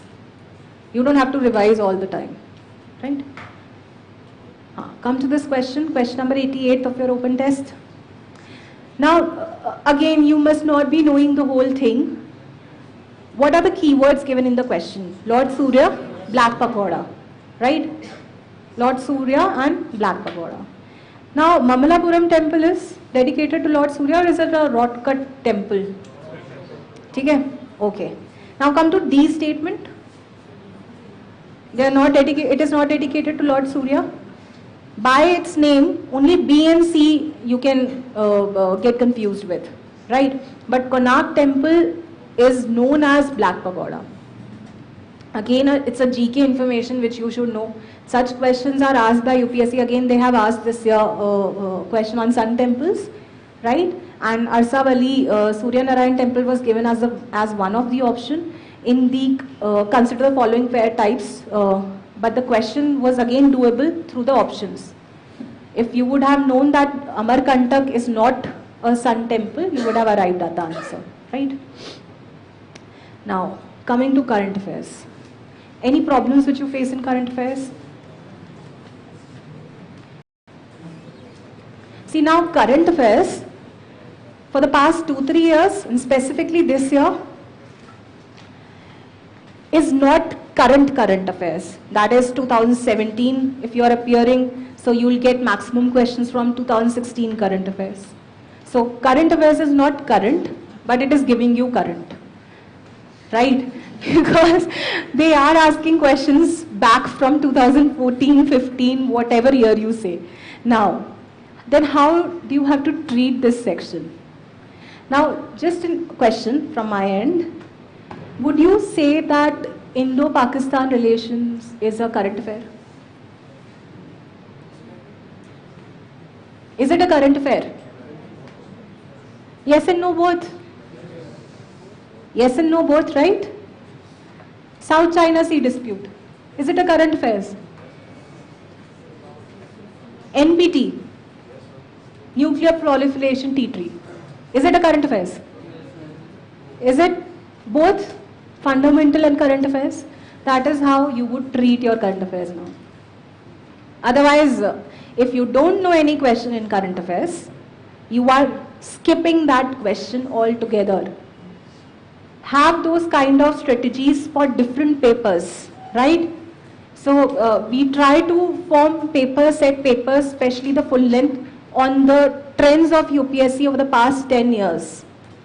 So that it gives you a feeling, first the feeling, and then gives you a strategy that if such a kind of paper comes, what you have to do.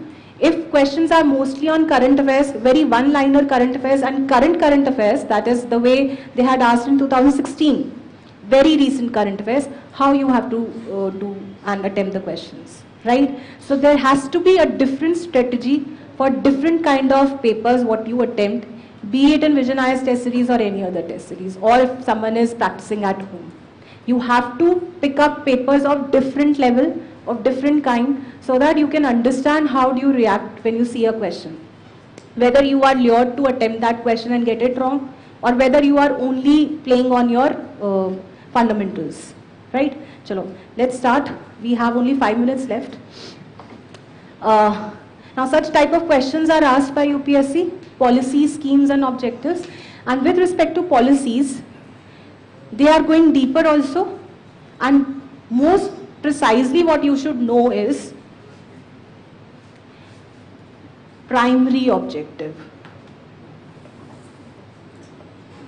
This time they have asked 2 questions or 3 questions on schemes, and their question was only testing whether someone knows the primary objective or not. There might be many schemes or policies with respect to education, but that would not help you to answer.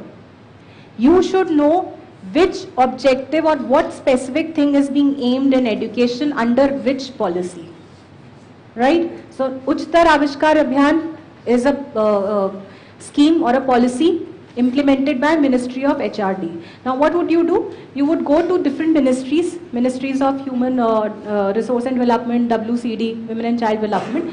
You just write down the schemes which they have launched, right? You have to do that. There is no other alternative. Only focus first on primary objective, second the ministry, the beneficiaries, who are covered, who are excluded. See, if any scheme is coming up, it's coming for either it is catering to all Indians or specific beneficiaries, right? So you have to take note of that. Any special feature, which is a distinguished feature, any technology which they are coming up, or whether in any of these scheme in the website they have used the word only all, the way I was telling you. Okay, so such things you have to notice. They are going deep also, and they are only asking objective also, both the ways. Okay? So the answer is to promote industry-specific need-based research so as to keep up the competitiveness of the Indian industry in the global market. Can anyone tell me B is related to which scheme? NIRF. You heard about it? National Institutional Ranking Framework, right? Can anyone tell me C? Imprint India. Can anyone tell me D? Gyan, right? So such type of comparisons they are using so that if someone knows any objective of any scheme, they can relate to, right? Whatever names I have told you, they are launched by Ministry of Human Resource Development. They are all related to education, but in different fields and having a primary objective separate from the other, right? Okay. And the year also, sometimes they can give you that recently it has come up. These kind of traps are also being now used by UPSC. So you should know whether it was existing this year or back in 1990s or not, right? Come to this question, European Bank for Reconstruction and Development. Now what makes an organization important? If India has entered into it, or if it is having an implication on India, it is coming in Indian context. So that is inspiring the UPSC and the other test series to frame a question on. Can anyone tell me that why this news has come? India has accepted the membership of EBRD. So what is the trap given? India has been its member since its inception. So this is wrong, right? And first is right. Now what would you do? You would go to the official website of it, do the fundamentals when it was formed, and there is another thing. Why EBRD is important and why could India have accepted its membership? Its president is an Indian for the past 8 years. His name is Suma Chakrabarti. This also makes an organization important if it is headed by an Indian. ठीक है? जैसे ICJ, right? So all these things makes an organization important if it is having any Indian linkage. Okay? Come to question number 16. As I was saying, let's have a look at the question. Ganga Gram project. The project aims for holistic development of all villages situated on the banks of river Ganga. All villages. This is not a trap. It is a fact. Right? So whenever you read from website or your current affairs material, all or no or none such words, absolute words, you would pay attention to. Now another type of question which can be asked from geography perspective, from which all states Ganga flows? How many states are there? Huh? State. घर पर करना ये चीज, ठीक है? That is how you would learn. If you are hearing a scheme called Ganga Gram Project or Namami Gange or Ganga Mission, what would you do? You would do from basic perspective these things also. Okay? They can ask a question on this. They can give a statement under any question like this. Right? So that is how you would relate your current affairs with the basics. Fine? Yes. Obviously. So when you see a question in geography on Ganga, there are two things. Either it is inspired by Ganga project or Namami Gange, or they are asking like that only. Right? You can never infer that why they have framed a question on Ganga. Okay? Okay. Come to this question. Samba Mausuri. बहुतों को नहीं पता होगा. पता था? Okay, why? Because it has received.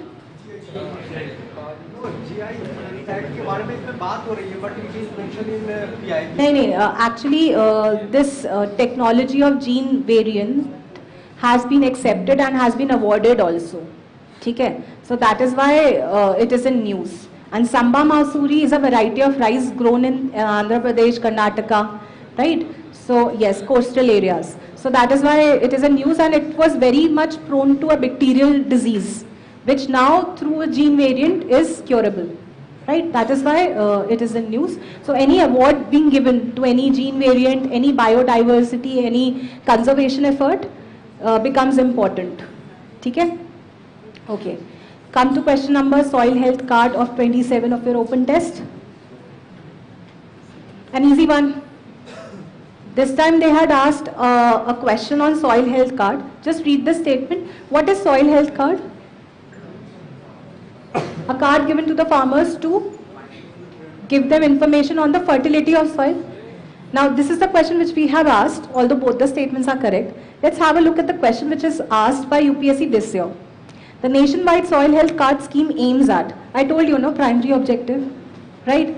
Now, is one an objective of soil health card? Just read, expanding the cultivable area under irrigation. No, it is not the primary objective. It does not say that we want to increase the area. It is just a report card given to the farmers on the fertility of soil or what pesticides they can use to increase their fertility, right? Second, enabling the banks to assess the quantum of loans to be granted to farmers on the basis of soil quality. Now, this is also not the objective. Now, how are they framing statements to trap you? They all look good, no? Related, no? With soil health. So, if someone is falling in this trap, then you have to pay more focus on primary objective. That is why I'm saying this is the first thing which you should learn and understand under any scheme. Okay? Let's come to this question, question number 28. India UN Development Partnership Fund. Again, it is having a current affairs linkage with India accepting or India being funded through this. Right? All three is the answer. Fine? Okay. So this fund was constituted in 2017. That is why we have asked, probably in November or December. Okay, so that would be your inspiration to do current affairs from the fundamental perspective, that what is its aim, under which ages it comes, whether it is UN or it is also supported by any other organization than UN, and its special focus. Fine? Okay. Come to question number 30th of your open test. Again a scheme, purposes, primary objective. So the primary objective of Pradhan Mantri Rozgar Protsahan Yojana, they all seem again on the lines of how they have framed soil health card last year. So all these things look related. to Pradhan Mantri Rozgar Yojana, but it is not the case. Only 2 is the primary objective, which is to incentivize employers for generation of new employment, right? So that is how again TESSERIES help to get back to you on track. Come to question number 34th. Such type of one-liners are also given by UPSC. Sometimes recently in news or was conducted recently, what was it all about, right? Again, it is relying on what or checking what? It's primary objective, right? So National Achievement Survey is the most important, largest survey in India with respect to learning outcomes. That is why it is in news. Okay? Okay. Come to question number 35th of your open test. Such iconic places. Now again, the second statement is what you can focus. Now, if it is an initiative of 2 ministries or 3 ministries, you should have an understanding how you have to learn that thing. Now, Swachh is related to which ministry? Ministry of Sanitation, Water and Resources, right? And iconic is indicating what? Which is having cultural and religious importance, if you would know the initiative. So that is how you would learn the ministries. Many aspirants again have this problem of learning the ministries. So with the primary objective, you would link the ministry so that you don't forget. Fine? Otherwise it is very difficult to ratify every scheme with ministry. You have to relate it with primary objective. Fine? Okay, so both 1 and 2 is the answer. Come to this question. So this news again compact with Africa initiative, although it's not related to India, but sometimes they can ask you international affairs as part of your current affairs, which is often seen in news. So Africa or least developing countries or developing countries which are in focus also gains importance in the eyes of UPSC, and G20, group of G20 members are having this initiative again to encourage more private investments in Africa. Private investments. Again, the objective should be very clear, right? Come to this Korea Plus. Korea Plus you must be knowing. It was coming in news very often. So we wanted to promote and facilitate Korean investments. अब देखो, C तो होगा नहीं, क्योंकि on 1st January, Kim Jong had declared that he has a nuclear weapon on his table. So why would if that would have been a campaign to unite North Korea and South Korea, or North Korea with USA, you would have known. So Korea Plus is not a campaign to unite North Korea and South Korea. It's B, right? Sometimes you can use your own common sense whether that can be the objective or not. Fine. Come to this 40th question of your open test. East Coast Economic Corridor, very, very important because it is India's first coastal corridor. Anything first of India can be asked as a one-liner as well as in a statement form.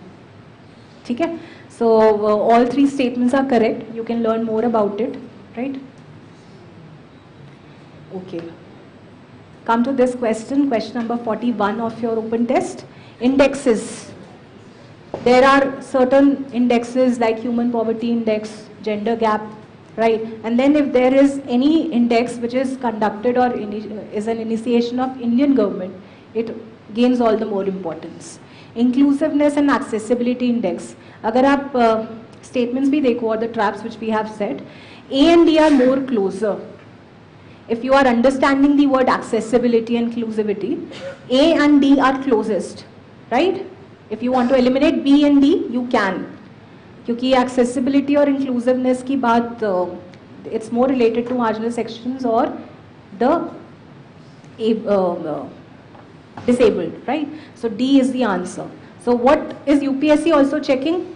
Whether you know what is it for, right? Okay, that's it. Rest of the questions and sections will be taken by another faculty.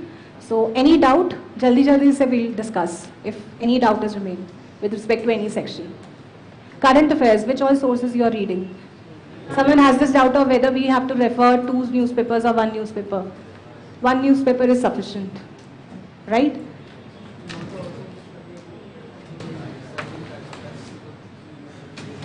See, you cannot say that you would collect all the magazines of 2016, 15 and 17 of Vision IS and then do your current affairs. This would never happen.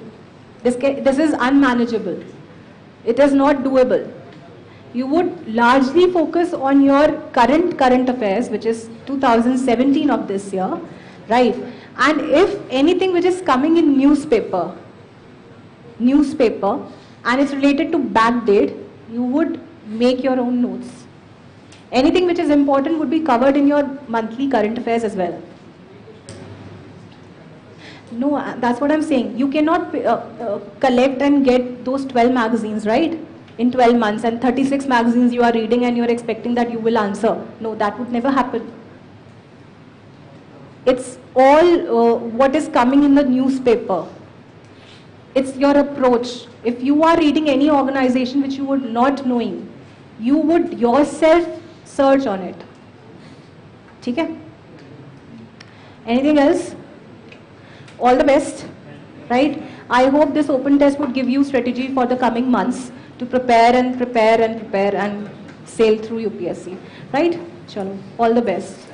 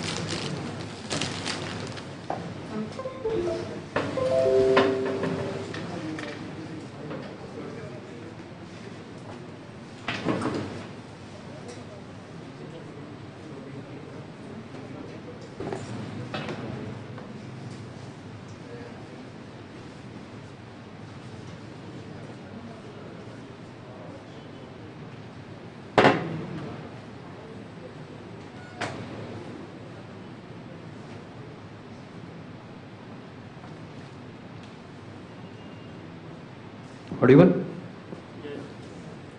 Yeah. Good evening, everyone. Yeah, I'm Rajesh. I'll be taking the discussion of geography, environment, and economics also, and the rest of the current affairs. Okay. I think the other sections are covered, right? Okay. Let's take the geography first. So if you can see, the syllabus of geography for prelims is only this much in the notification. Okay, only this much, only one line. Physical, social, economic geography of India and the world. So how are you finding the sources from where the UPSC will ask the question? Current affairs. Current affairs is one thing. How? Mains. Okay, mains. Mains is one of the source. Anything else? What are the sources you have to read? Like we all know that NCRT you have to read, and few books like Goching Leong you have to read. Okay, and how are you deciding, on what basis? Just on one line, how are you deciding? Previous year question. Yeah, exactly. Previous year's question paper. Okay. By seeing the previous year question paper, you will know the areas which are important. Okay, because geography is very vast as a subject. If you see, they can ask anything under the sun. Okay, that is what they say about UPSC. But it is not so. They will not ask anything under the sun. Okay, if you see and analyze the last 10 years of paper, you can identify the areas. Okay, areas where the question will come. The most important area is the physical geography. Physical geography of the world and India. Okay, and other than that, there is human geography and economic geography. Right? These are the 4 areas. Okay, But have you guys seen the last year's question paper? How is it? Yeah, only one question was there from the conventional concept. So why do you have to read all the NCRTs of geography from 6th standard to 12th standard, GC Leong and other books? You have to answer only from the current affairs. Is it really necessary to read? Yes. Why? Yeah, without the help of these basic understanding, you cannot solve the other question. Okay, even though the question is maybe from the current affairs or the map or atlas. Okay, without the help of these basic understanding of geography, you cannot solve that question. Second thing, for mains. Okay, for mains it is very, very important. Even though they ask current related questions in mains, you have to write the geography knowledge in that. Okay, for that you need the basic understanding of geography. Okay, this is about the syllabus. What are the types of question they are asking? Yeah, they can ask only two types of question. One is the basic concepts. Okay, basic concepts related to geography. Last time they asked about this Indian Ocean dipole, if you remember. Okay, okay, that is basic concept related. Okay, rest of the questions are, most of them are related to mapping, location based. Okay, so how many of you are finding it difficult as mapping area? Okay, so rest of you are okay with this? Easy? Okay, why you are finding it difficult? Not able to sort out what is important and what is not so important from examination. Yeah, exactly. Any other reason why it is difficult? This is the basic reason. Why there is so much of information on the map. I hope all of you have a map of world location and Indian map, physical map and political map on your room. But how many of you are seeing it daily? On daily basis? Okay, 1, 2. Okay, so this is the thing. So it is not necessary, like it is not sufficient if you have a map on your wall. You have to see it daily and identify the important areas. See the last 10 years of paper. You can observe a pattern. Okay, you can observe a pattern, the important areas. Okay, this is one thing. The second thing is current affairs. Whatever the locations which are there in the news. Okay, last year there was a question on Teesta. Teesta was in news from last 2-3 years in current affairs. Okay, whatever you see in the current affairs, just see it in the map also. Okay, immediately you see it in the map. That is how you will remember. Okay, and also don't do all the location together at a time. Okay, you have to do it slowly and from now only, not 1 week before the exam. People will think like if I do 1 week before the exam, I will remember everything. So that time I will do. It will never work out in geography. Okay, you have to do regularly and you have to do it regularly. Revision also. Okay. So this is general thing related to geography. Let's start with the questions. How many of you felt geography section was difficult this time in the test? It was not that difficult. Okay, so even the topic was difficult, but you could solve by eliminating the options. Okay, this is one of the key thing which you have to follow in geography and environment also. Okay, just by reading the topic as difficult one, do not leave that question. Try to read it completely and try to eliminate the most obvious answer, then you will get the answer. Okay, so the question is, this state of India has shortest coastline and bordered with 5 Indian states. The northern part of the state never gets vertical sun rays at any time of the year. Okay, see there are 3 keys in this paragraph. Okay, particularly any question related to paragraph, like which comes in paragraph form. Okay, even if it is talking about some difficult concept also, UPSC would have given some keys. Okay, try to observe that. There are 3 important things. First thing is coastline. It is talking about coastline. Okay, shortest among the given states. Okay, second one is bordered by 5 Indian states. Okay, third one is the northern part of the state does not get vertical sunrise. Uska matlab hai, it is above the Tropic of Cancer. Okay, which of the state lies above the Tropic of Cancer? Matlab in between Gujarat and West Bengal. Okay, and Gujarat is bordered by how many states? Yeah, so you got the answer easily. Okay, so if you see the map of India, you can also see how many coastal states are there. Gujarat, Maharashtra, Goa, Karnataka, Kerala, Tamil Nadu, Andhra Pradesh. Remember, Telangana does not have coast. Okay, and Odisha, West Bengal. Okay, what about Tripura and Mizoram? Are they connected? No. Okay, only this much. And largest one is Gujarat. It has the largest coastline. Okay. So this is with respect to coastline. And see, and there are also a few peculiar things related to Indian map. You all have this map. Okay, try to see the important peculiar things. Okay, you can also see this Tropic of Cancer passes through how many states? How many states? Okay, let's start from here. Gujarat, it passes through.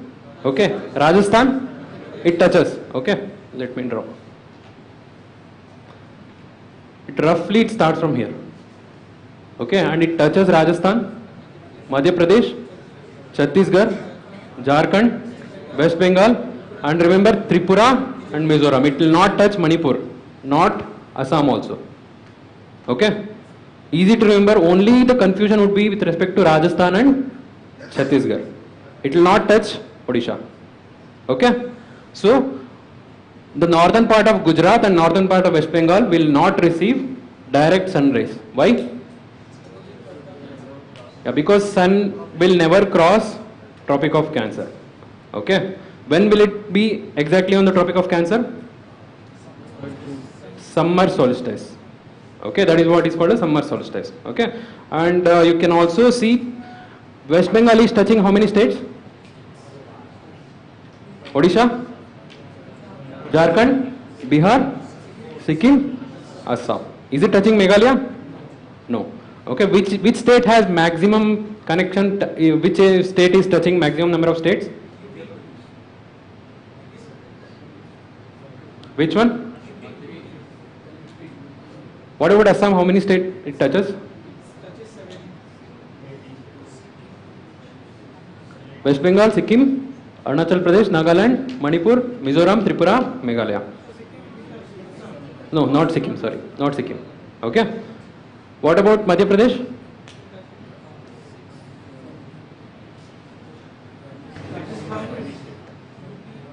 Rajasthan, Gujarat, Maharashtra, Chhattisgarh, UP. Okay, it does not touch Haryana also. The maximum is touched by UP. Okay, start from here. Uttarakhand, it also touches Himachal Pradesh. This is very crucial. Okay, we might miss this. Haryana, Delhi NCR, okay, and Rajasthan also, Madhya Pradesh also, Chhattisgarh, Jharkhand, Bihar. Okay. Simple. See, try to identify such curious things on the map, not only on the Indian map, also on the world map, and UPSC will definitely ask on such areas. Okay. If you are going to learn map location in this basis, definitely it will become easy. Okay. So the answer is D for this.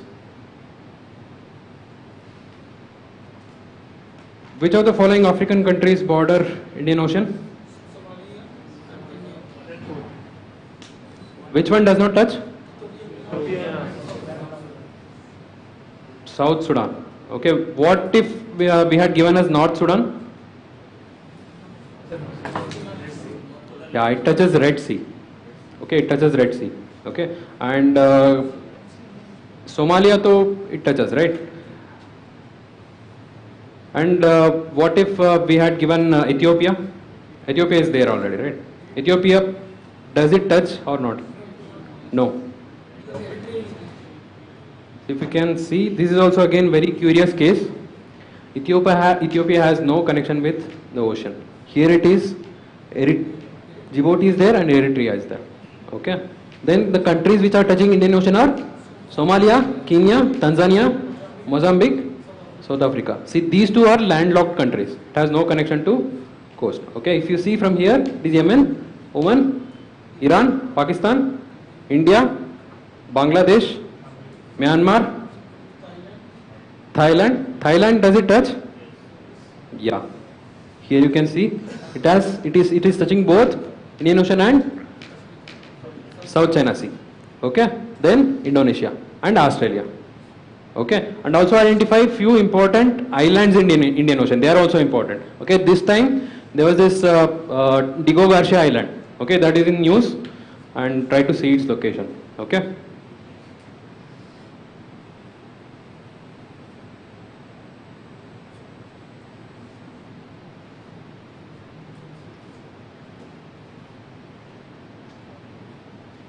So coming to the question, Ethiopia is eliminated. Okay, so South Sudan is left. South Sudan, though, it has no connection. So answer is A, 1 and 4 only. See, on river, definitely UPSC always asks one question for sure. Okay, always. You can expect 2, 3 also if it is increasing the number of questions in geography. Okay, so coming to this question, the Indus river system, there are 3 major systems: Indus, Ganga, Brahmaputra, and southern systems are different. Okay, in Indus particularly, it starts from the north. What are the rivers? Indus, Jhelum, Chenab, Ravi, Bias, then Sutlej. Sutlej is the last one. Okay, Sutlej is the last one. Try to see its course also. Among all these rivers, only Indus and Sutlej are originating outside India. Okay, they are also known as antecedent river. What are antecedent river? Against their slope.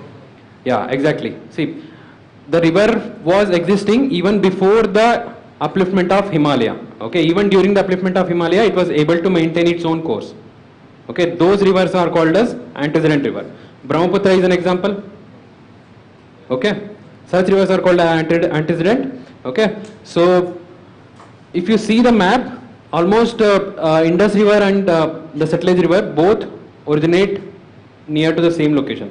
Okay, and both run parallelly for some time before Sutlej enters India. Okay, this is one of the peculiar feature. And where does this Jhelum originate? Which state? Jammu Kashmir or Himachal? Jammu Kashmir. Okay, Jhelum originates in Jammu Kashmir only. Okay, and the other two, Chenab and Ravi and Bias also, Himachal Pradesh. Okay, Sutlej is Tibet. Fine. And which one joins which one? All these tributaries join together and then it will join the Indus river. Okay, just remember this fact. And among all these tributaries, Chenab is the major river, not the Jhelum. Just because it is there, the northernmost, it is not the major river. The major one is Chenab. Okay, so that is why all these rivers will merge into Chenab.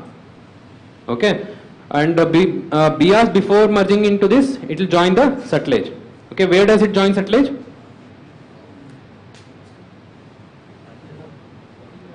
Punjab. Have you heard of this Harike wetland?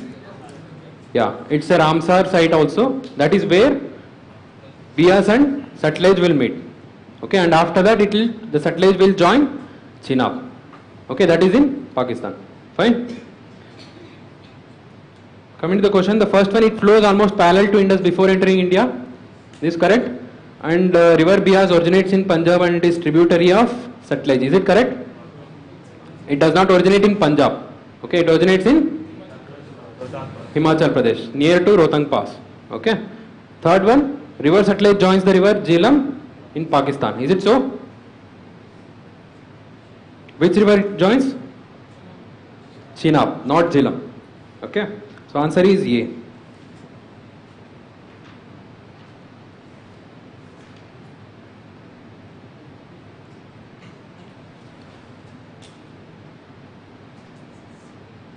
This is an interesting question. Where is this Cuttack?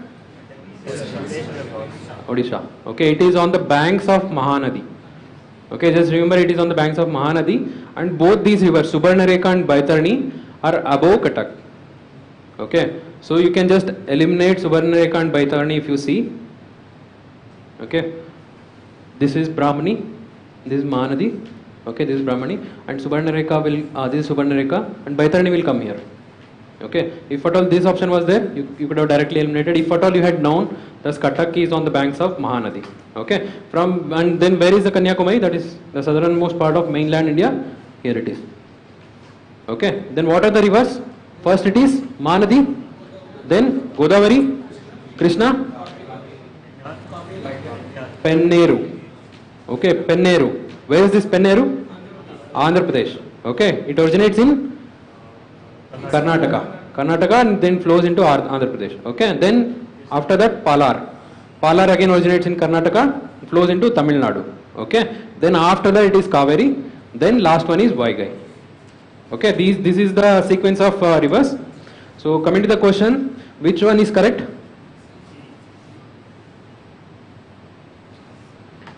So Mahanadi, then Godavari, then Krishna, Kaveri, Vaigai. Okay, simple.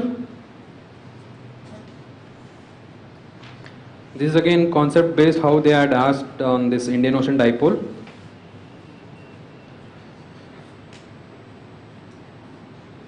See, tropical cyclones are different from temperate cyclones in very different parameters. Okay, which one is bigger?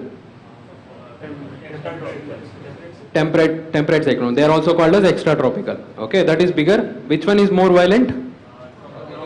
Tropical. Okay, and which one originates over ocean only? Tropical. Temperate cyclone originates on both ocean and land. Okay, and for tropical cyclone you need very specific conditions. Okay, only in that case it will originate. Okay, and also this tropical cyclones are always in news. Okay, every year we can see. That's why you can expect a question on this. Okay, even mains also you can expect a question. I think in 2-3 years before they had asked about the naming of this tropical cyclone. Okay, try to see on that also. Okay, coming to this conditions required for the formation of tropical cyclone. The first one, warm ocean water is very necessary. Okay, without this warm ocean water, the tropical cyclone will not be formed. Okay, and also cluster of thunderstorms. Okay, thunderstorms, both these, the warm ocean water around the temperature of 26 to 27 degrees. Okay, and it should also have a depth up to 50 to 60 meters. Okay, this warm water. This is one of the conditions associated with. See, it will all begin with a warm water. Okay, warm water, and it again it will begin with a depression, low pressure area. Okay, where there is low pressure area, there is a convection. Okay, convection and high moisture content is also another requirement. Okay, high humidity. Okay, this high moisture content and humidity level, convection will lead to thunderstorms. Okay, when there is thunderstorm, the violent currents will be formed. Okay, that intensifies the low pressure. Okay, that will actually lead to the formation of more depression than the cyclone. Okay, these are the different stages. Fine. So these are the first two conditions are there. Third one, difference in speed of Earth's rotation at different latitude. So if you see at the equator, the rotation, the movement, the speed is maximum. Okay, compared to the pole. Pole may, if you see, the speed would be 0 because one complete rotation does not require any distance to be traveled. Okay, but across the equator it requires more distance to be traveled. Okay, but it is lesser in case of middle traffic or middle tropics. Okay, so this is actually is the reason behind increasing Coriolis force. Okay, Coriolis force. Okay, this is again the reason behind the movement of tropical cyclones from the equator towards the poles. Okay, and as it crosses 30-40 degrees of latitude, it ceases to exist. Why? Because more Coriolis force should lead to more force. Okay, but still it will make a landfall after 30-40. Why? Because there is no source of warm water. Okay, warm water will exist only in tropical region. Fine.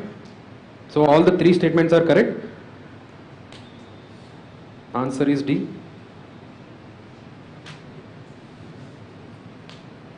See again, how many of you answered this? Did you guys know about the answer?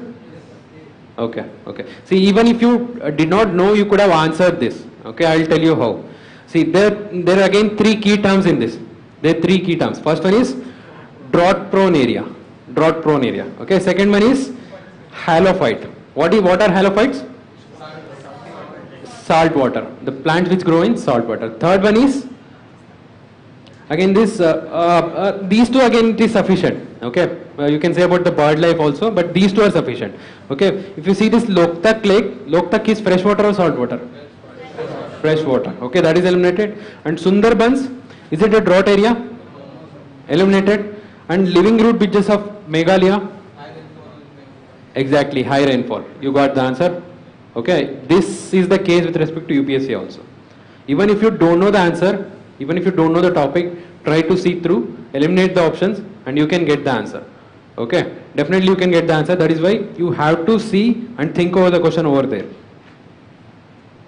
ठीक है? So you guys know about this Chirpati, right? Okay, this is basically bunny grasslands in Kutch area. Okay, the Chirpati is basically it is the local term about the ghost fire. They say ghost fire. Okay, this fire is produced due to some chemical reaction in that location, with the methane is also there. Okay, that chemical reaction produces these fires. Okay, and this fire also changes color. It happens only during the night time. Okay, very peculiar feature. Okay, and UPSC is always fond of such peculiar features. Okay.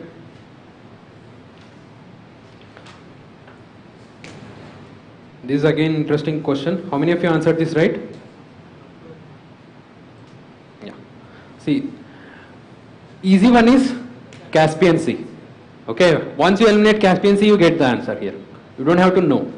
Okay. So, but let's see this once. From Ukraine to Spain, you are traveling across the sea. Okay. The first one is Black Sea. Okay. Which is this sea? Which one is this? Sea of Azov. Okay, this is Sea of Marmara. Okay, first one is Black Sea, Sea of Marmara, then Aegean Sea, then Mediterranean. Okay, and there are two important straits also. One is Dardanelles Strait and Bosporus. Okay, remember this. These again important. These two are straits. Okay, any confusion in this? Caspian Sea is not connected. Okay, Caspian Sea and Black Sea are not connected. Okay, and Russia has access to both Caspian Sea and Black Sea. Okay.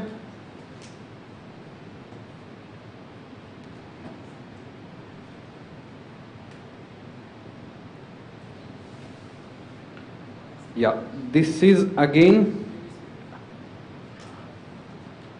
once UPSC had asked about this. Okay, the latitude passing through this state passes through which other state. Okay, a simple one.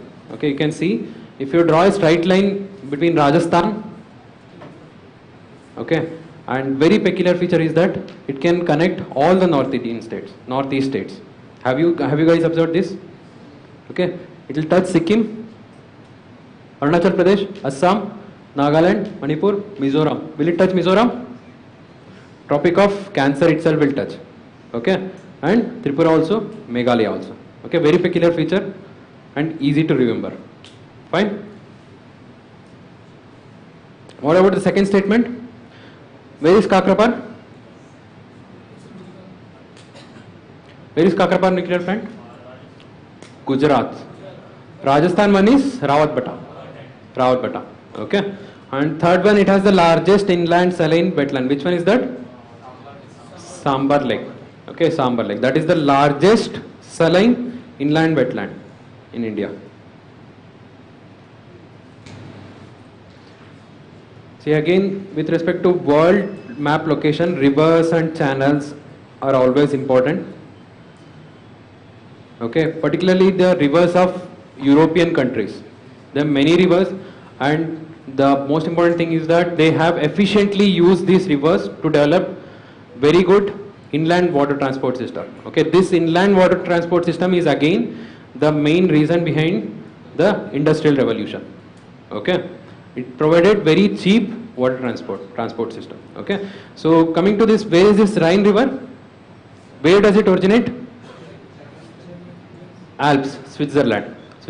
Okay, again Rhine river is very peculiar.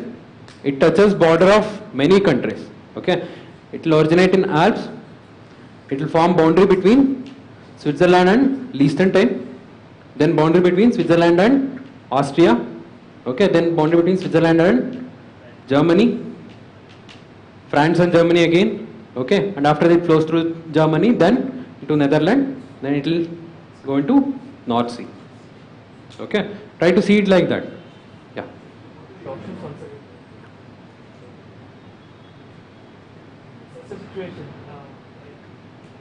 Let's say I was able to get 180. Okay. That green and St. Lawrence is correct. Okay. But then I was struggling with the Sharda, but I got it correct.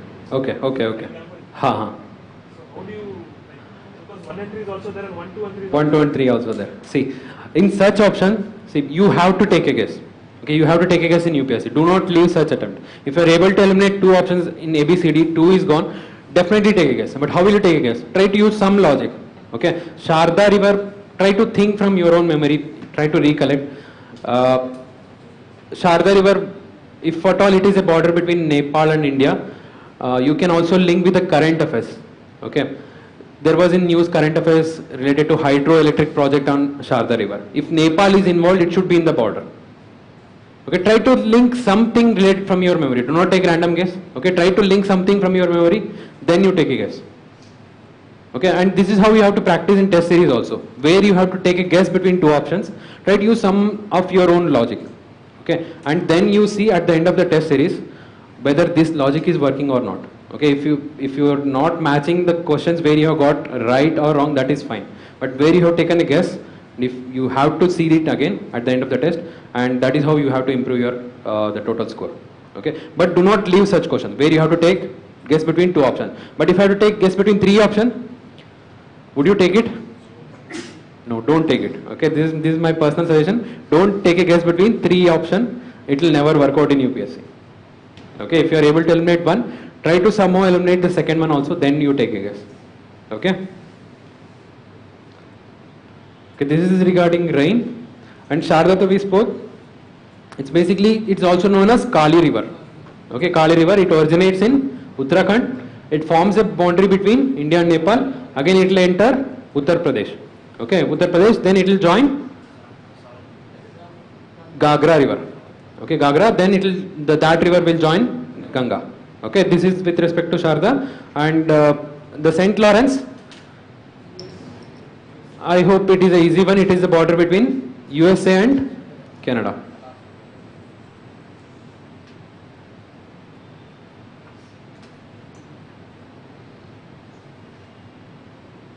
Very easy one. The Great Lake system of USA and Canada, they are connected by this St. Lawrence. This is St. Lawrence. Okay, here. If you see this, the Great Lakes, the 5 lakes are not connected to the Atlantic Ocean. Okay, this river was there, and they have made these channels and locks and joints. Okay, that is how they have developed the complete water transportation from the Superior Lake till Atlantic Ocean. Okay, so this is that river, St. Lawrence, which forms the boundary between USA and Canada. Okay.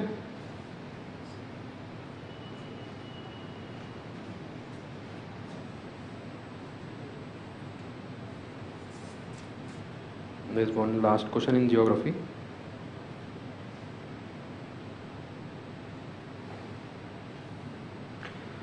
Yeah, again, there was one question in last year paper also. Okay, there was a question like this: Himalaya is passing through how many states, and Western Ghats is passing through how many states. Okay, this is again not a difficult one. Okay, by looking at it might look difficult, but if you see actually Satpura, where is Satpura? The central India, roughly. Even if you don't know how many states it touches, see, try to deduce by logic. Above is Vindhyan, then niche is Satpura, right? How many states it can touch maximum? Gujarat it can touch. Rajasthan is still very north, it cannot touch. Madhya Pradesh, Maharashtra, Chhattisgarh. Can it touch Karnataka? No, very low. And can it touch Telangana? No, again it is still down. Okay, and can it touch Jharkhand? Again still east. Okay, this Satpura and Vindhya will not go till Jharkhand. Okay, Vindhyas will go. Vindhyas will, you can say that it goes till Jharkhand edge, not border you can say, but not Satpura. Okay, not Satpura. Okay, even if you had a doubt with regard to Jharkhand, okay, again in the question there are 6 states. Okay, 6 is again impossible. Just by seeing the statement itself, we can come to conclusion. Second one, where is this Palghat gap? Yeah, Coimbatore district. Okay, this separates this Nilgiri hills from Annamalai hills. Okay, where is this Annamalai hills? Kerala and Tamil Nadu. Okay, below the Annamalai, Cardamom hills. Okay, then what is the difference between gap and pass?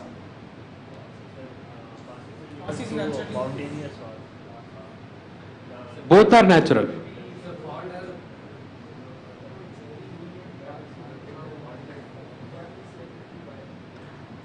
Path जो होता है ना sir वो range से होता है किसी एक रेंज को हम कहते हैं बट वो अगर हम गैप कह रहे हैं दैट मीन कि एक अलग Yeah, these are the minor difference. Major difference is that the passes help in crossing the mountains, okay, from one mountain to another, but not the gap.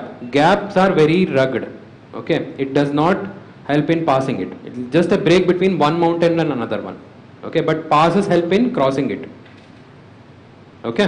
This is a major difference. And there are also few other gaps in Western Ghats, okay. Can you name few? Thalghat, Borghat, Palghat. There is also Senkotta gap. Okay, where is Thalghat? Maharashtra. It separates Nasik and Mumbai.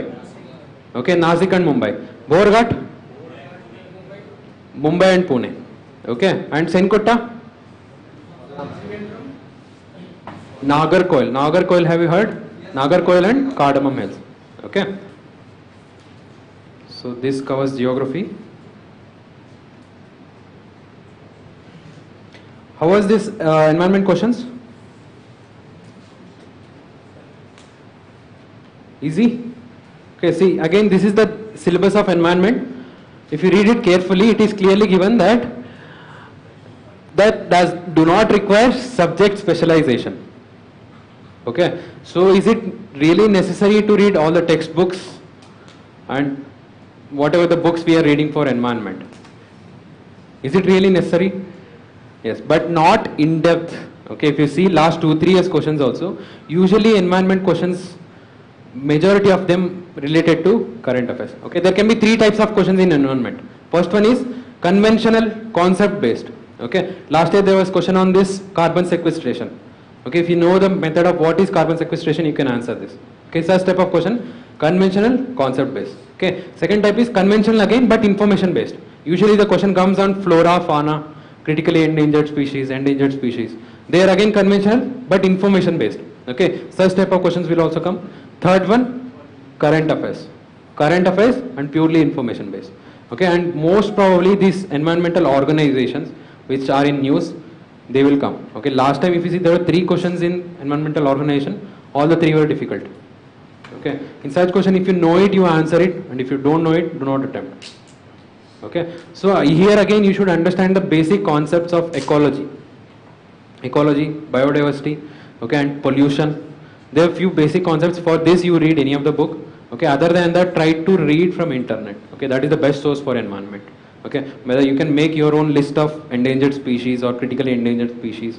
Okay, and try to read it, and rest of it see in the current affairs. Okay, this is the best thing you can do about environment. Still the questions are somehow difficult will also be there. Okay, let's see the questions.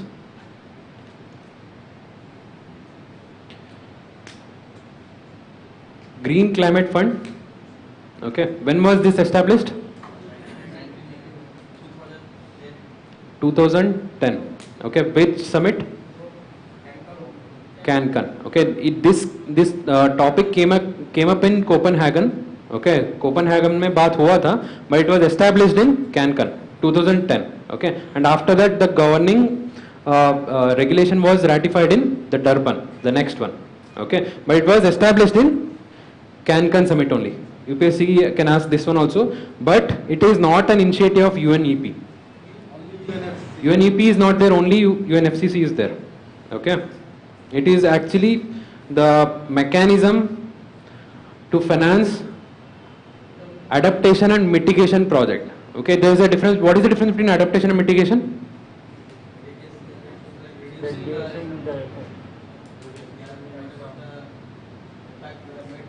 Yeah. Okay. Okay. What is adaptation?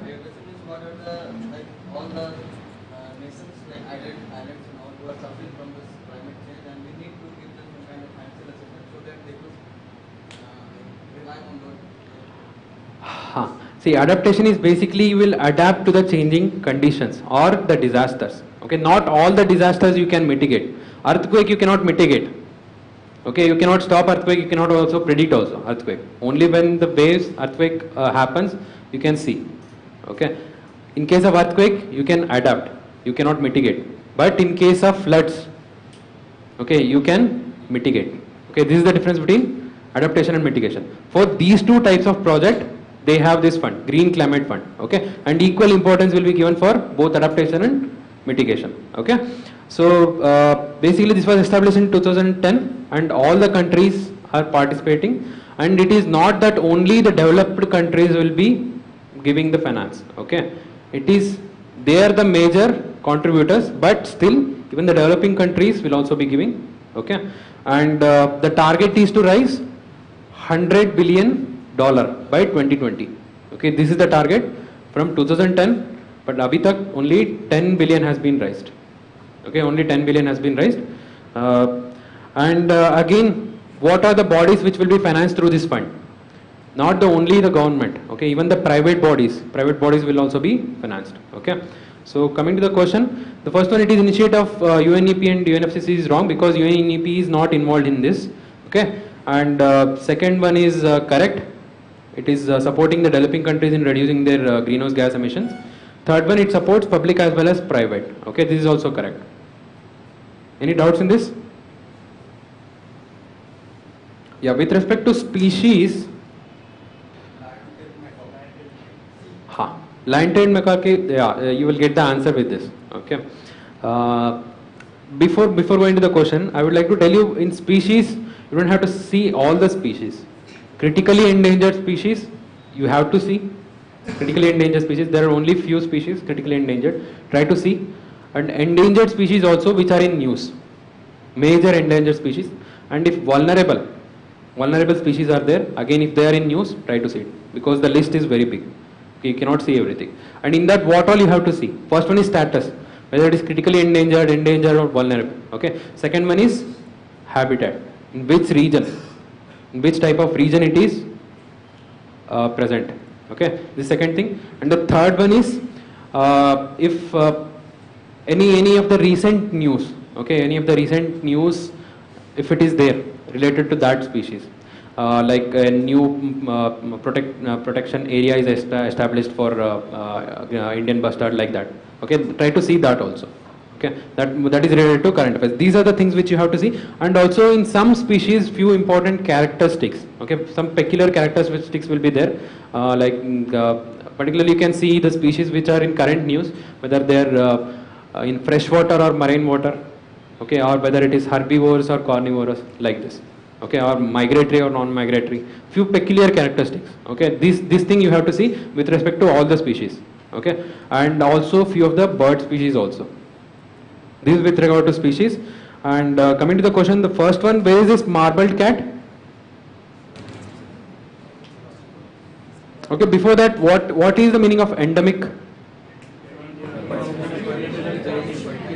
Yeah, only available only in that particular region. Okay, if it is saying that endemic to Western Ghats, it is not available in any other region. Okay, only in Western Ghats. Okay, that is the meaning of endemic. Okay, marbled cat is actually, it is in the foothills of Himalayas. Okay, along the foothills of Himalaya and extend through even Southeast Asia also, marbled cat. Okay, and for this species, try to see some pictures. Okay, you can easily remember such species. If you see one of the picture in internet, definitely it will be easy to remember. Otherwise, it is very confusing. Okay, in fact, you can make a list of all the species and their pictures and revise regularly. Okay, and where is this golden lagur? Northeast. Okay, majorly concentrate near to Assam. Okay, Assam.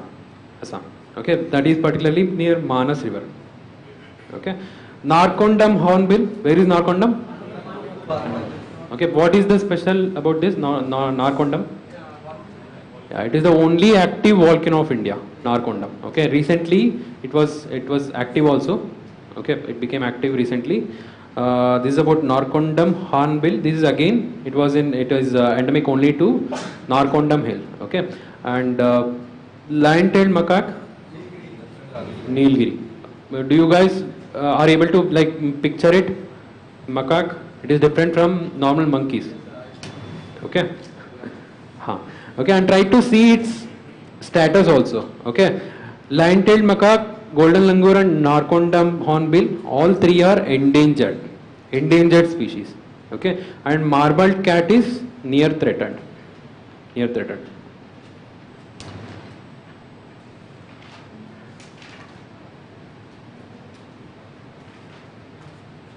Okay, question number 18. What is hibernation? They decrease their body temperature to adapt to the specific environment. Yeah, particularly taking rest for longer time. Have you guys heard of Kumbhakarna? Okay, Kumbhakarna, he eats for 6 months, then he sleeps for 6 months. Okay, this is basically example of hibernation. Okay, and hibernation is not limited to only the cold areas. Okay, it can happen in any location. It is not limited to only the polar areas. Okay, and also there is a difference between hibernation and estivation. What is estivation?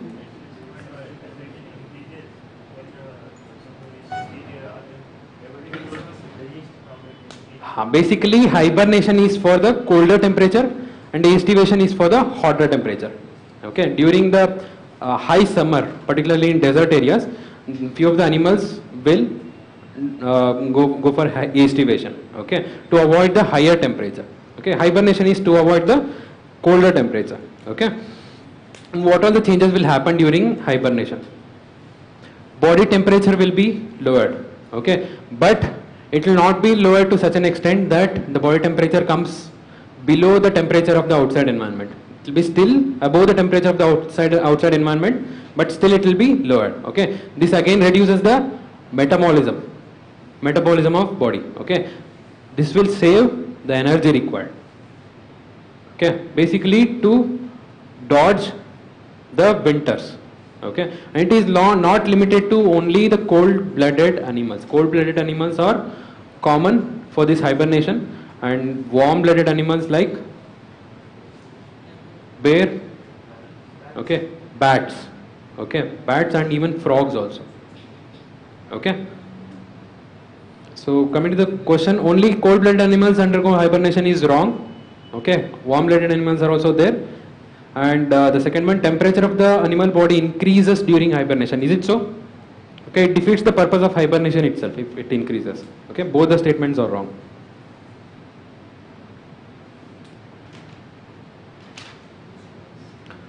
See, with respect to environment again, only there are few legislations in environment.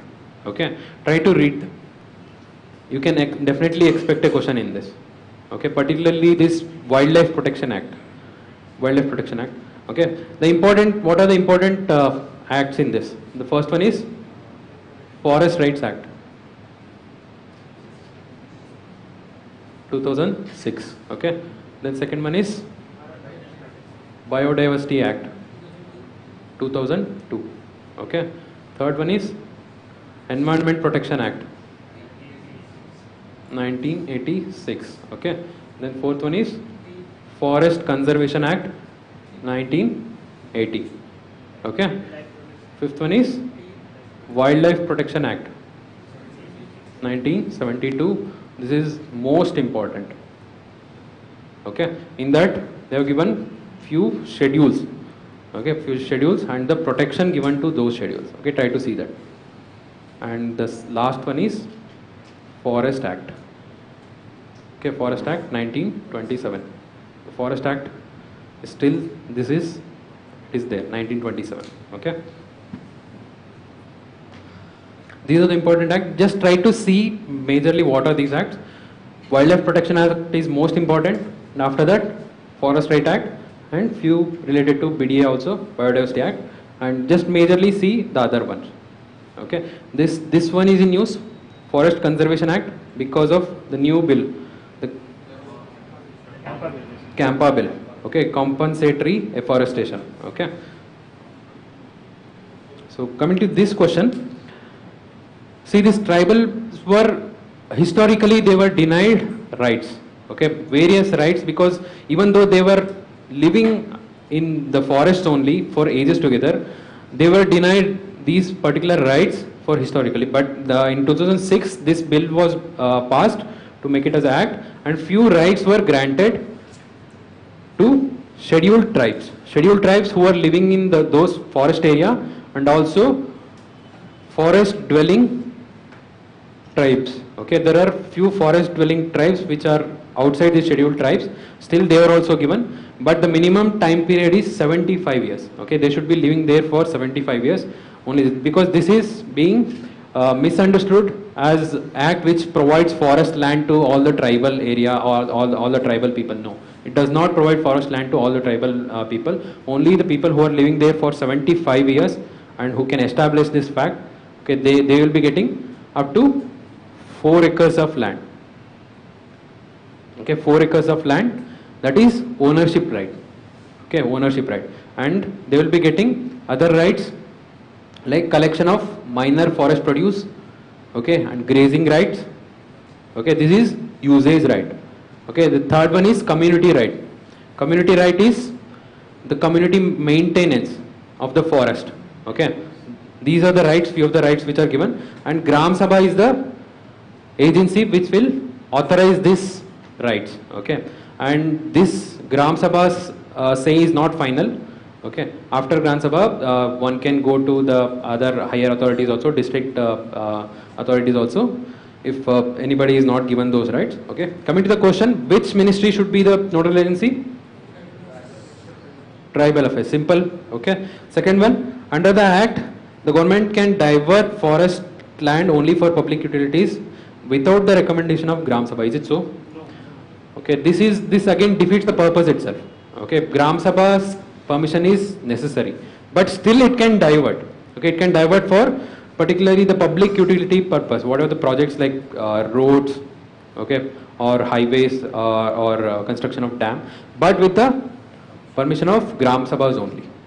Okay. So the first one is wrong, first one is correct, second one is wrong. Forest carbon partnership. Again, I can say it is a difficult one. How many of you answered this? See, have you guys heard of this Red Plus? This is the initiative related to Red Plus. Okay. What is the difference between Red and Red Plus?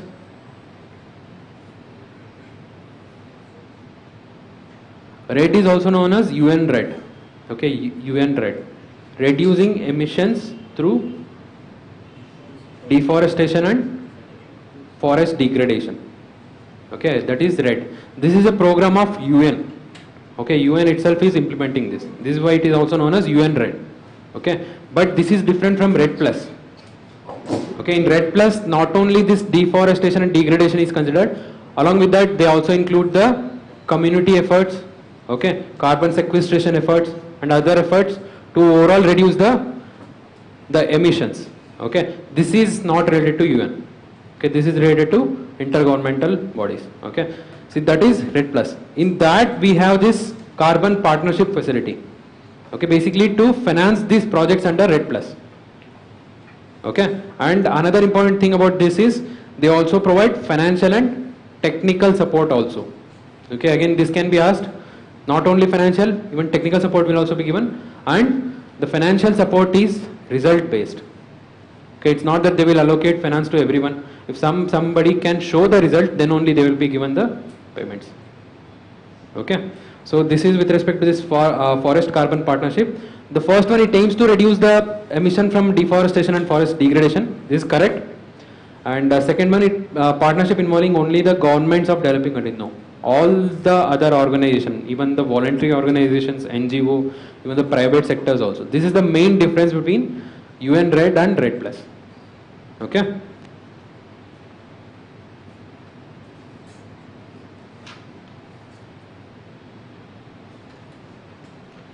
LDC fund, how many of you knew this? LDC fund? It is again related to UNFCCC. Okay, UNFCCC mein, in 2001 they had established this. Okay, particularly for the projects related to climate change in least developed countries. Okay, least developed countries, that too for this national adaptation programs of action. Okay, what is this national adaptation programs of action? Basically, these least developed countries will identify the areas where some measures should be taken in order to adapt to the changing climate. Okay, if they identify this area and give the proposal to this LDC fund, they will give the finance. Okay, this is the basic idea. Okay, this is with regard to National Adaptation Fund, and it was established in 2001 under UNFCCC only. Okay, and this is again managed by GEF. Okay, Global Environment Facility. Fine. So the first one and second one is correct. Third one is also correct. Okay, which state that the implementation of their national adaptation programs of action. Okay, India is also part of this. Okay, it is also providing finance to least developed countries.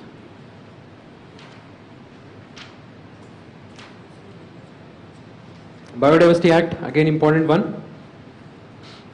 Okay, basically this convention on biological diversity was there. Okay, this is again outcome of 1992 Rio Summit. Okay, CBD is there and India is part of CBD. So as an obligation to this CBD, it has enacted this Biodiversity Act 2002. Okay, and what are the major objectives of CBD? There are three major objectives: conservation, sustainable use, and most important is fair and equitable sharing of benefits with the locals. Okay, these are the three most important objectives of CBD, and to implement this, India has brought this act. Okay, so let's see the question. The first one: the act protects the traditional knowledge and equitable sharing of benefits arising out of the use of such knowledge. This is the basic objective of the act. And the second one, is it correct? The Vaidyas and Hakims, do they need prior approval for obtaining biological material from the commercial purpose? For commercial purpose also?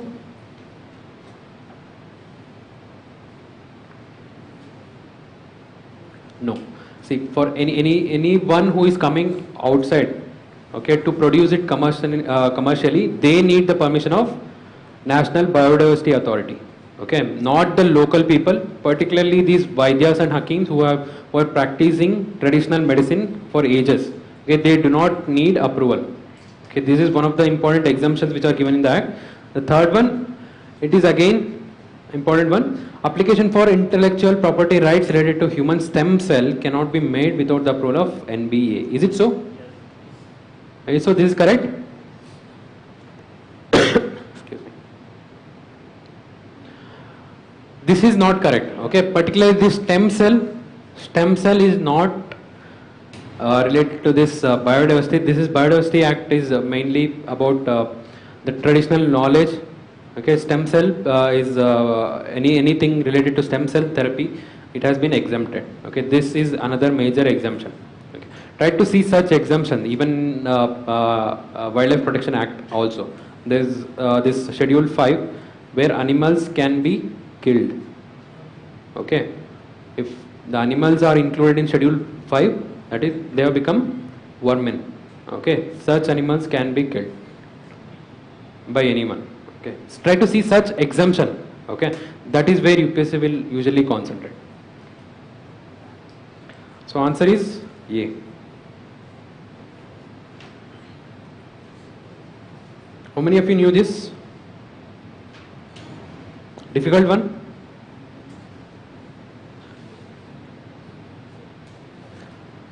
Suppose if you don't know the exact answer, how would you deduct this? Can you deduct this?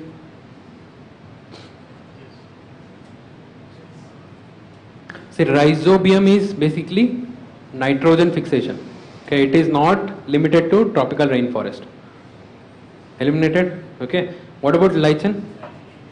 It does not produce anything. Okay. It is the most basic form of plants. Okay. It can again occur anywhere. Okay. Lichen is also gone. What is this Anabina azole?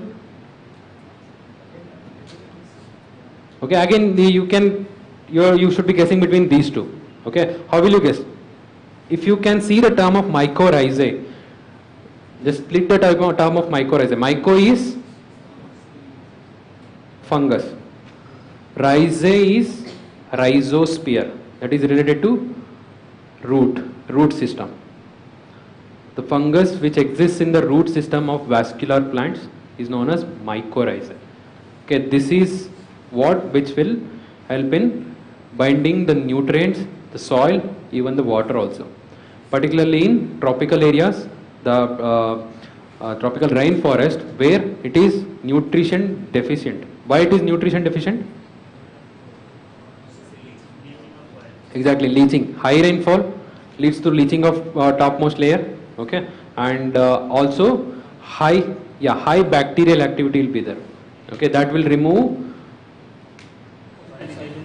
whatever the nutrients which should be there in the top layer, okay. This will help in binding the soil together and absorption of nutrients, the mycorrhizae, okay.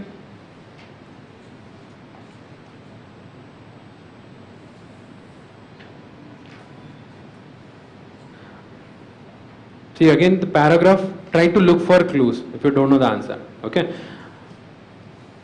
Can you solve it easily?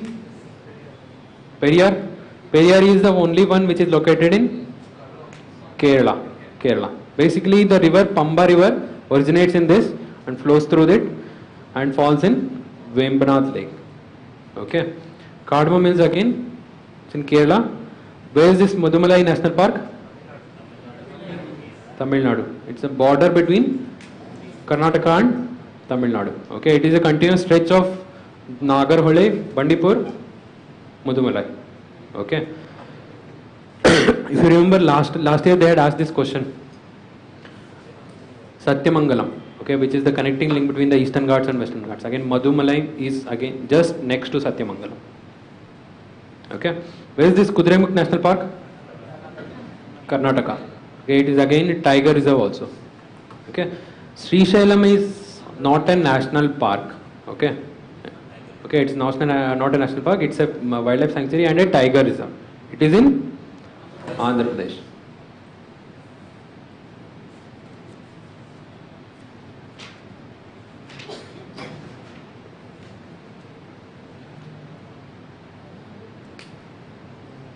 Yeah, all of you know about this Vienna Convention. What is this Vienna Convention? Yeah, protection of ozone layer to eliminate the ozone depleting substance. And we have a protocol, the Montreal Protocol. Okay, Montreal Protocol. This is actually about elimination of ozone depleting substance, and India has been part of it from the beginning only.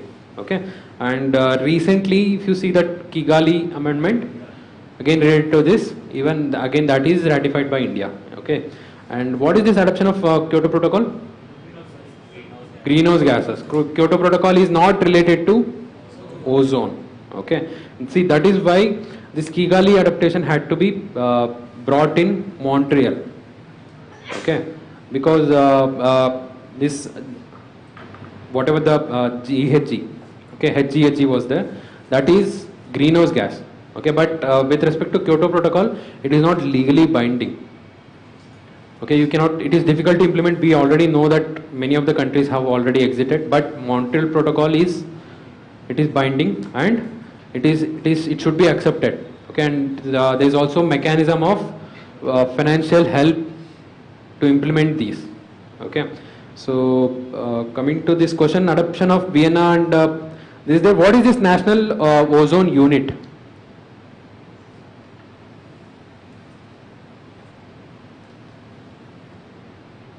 See again, if you eliminate 3, you are left with 1 only and 1 and 2 only. You have to take chance about National Ozone Unit. What is this National Ozone Unit?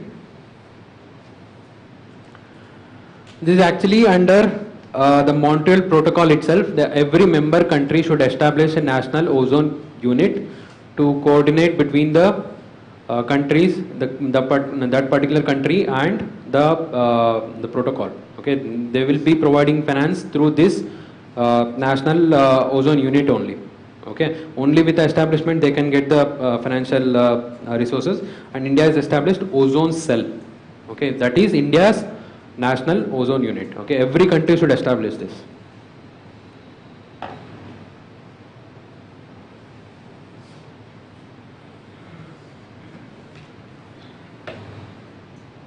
See again, you look for the clues here. How many of these are native to India?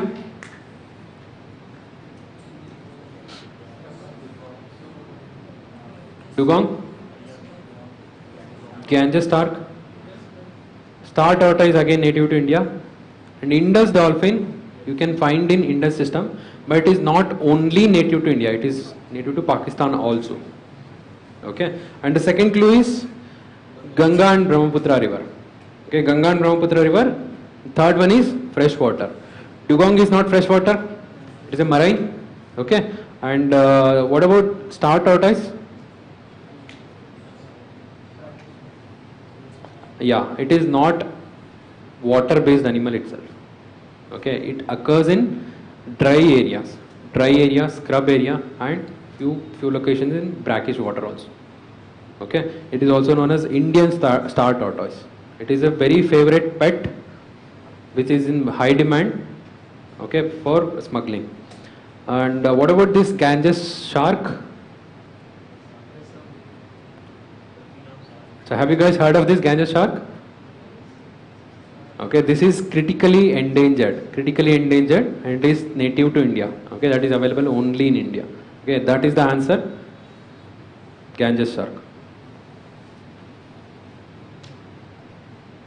Okay, and star tortoise is vulnerable.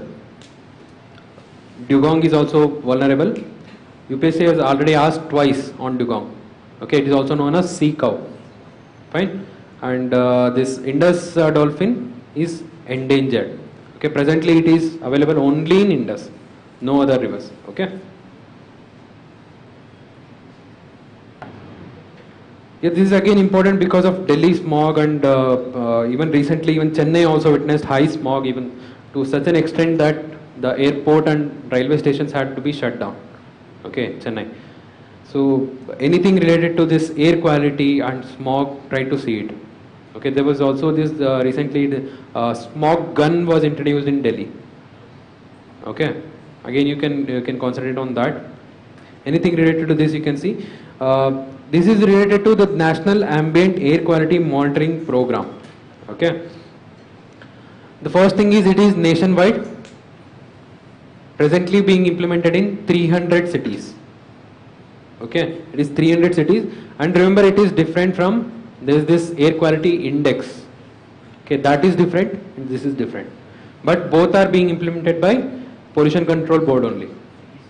Okay, CPCB only, but here only 4 pollutants are measured. Okay, the first one is sulfur dioxide, second one is nitrous oxide, third one is PM10. Okay, no monoxide here. Okay, fourth one is PM2.5 in this National Ambient Air Quality Monitoring Program. Okay, but in case of index there are 8 pollutants. Okay, try to see those pollutants also.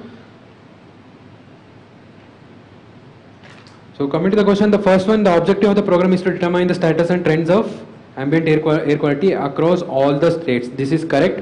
Okay, across all the states. Second one, only greenhouse gases are monitored under this. Is it so? The carbon monoxide is not there. Sulfur dioxide is there. Sulfur dioxide is there. It is not related to greenhouse gases as such. Okay, not related to greenhouse gases as such. Third one, CPCB is the nodal agency. This is correct. Okay, answer is A, 1 and 3 only.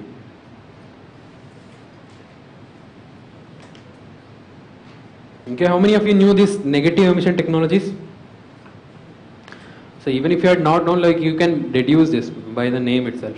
Negative emission technologies, basically once it is, the greenhouse gases are released, after that you will capture it back.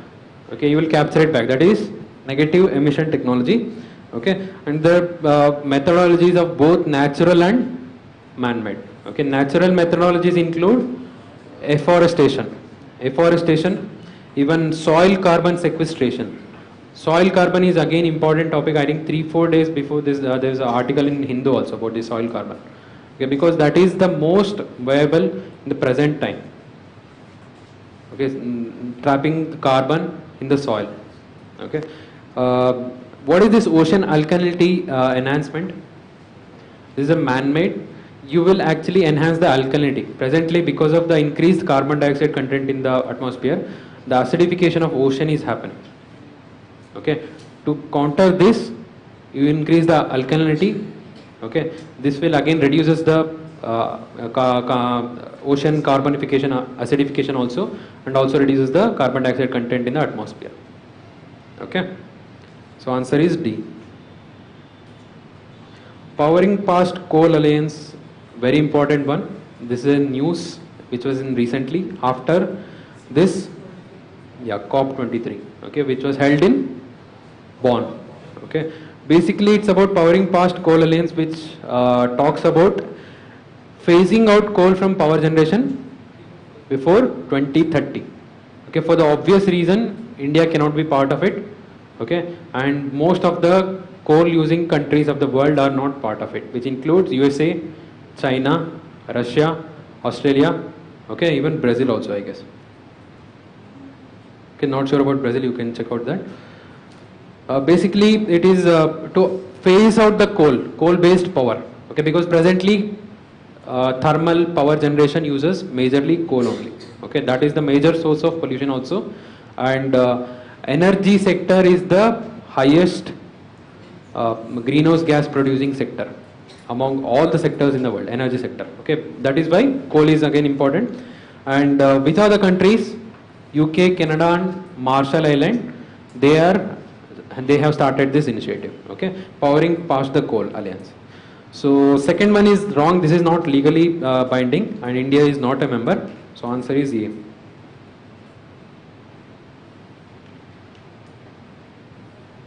Question number 100. There is this National Mission on Sustainable Habitat, which is part of India's National Action Plan on Climate Change. There are 8 missions. Okay, this is one of the missions. Basically, it tries to make the cities sustainable. Okay, making the cities sustainable by reducing the, by enhancing the energy efficiency and using public transportation and even building codes also. Yeah, if you see the components, one of the component is energy conservation in building, that is through building code, whatever is there. The second one is urban planning and urban public transportation. This is also a component. The third one is to manage the urban waste efficiently. Okay, this is also another component. Basically, to make the whole the city as a sustainable place to live. Okay, this is the major aim of the habitat. So if you see, this is application based. By reducing the energy consumption in building, this is there regarding the building code. Okay. Second one, producing power from the waste, recycle component is there. Third one, shifting from private to public mode of transportation. Okay, public transportation again is the component which makes the cities more sustainable. Okay, this completes environment.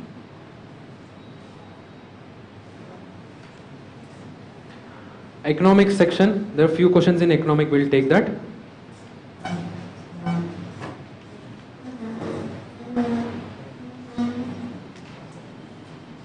See, this is a syllabus about economics. If you see the syllabus of economics, and whatever we read for economics is basically technical.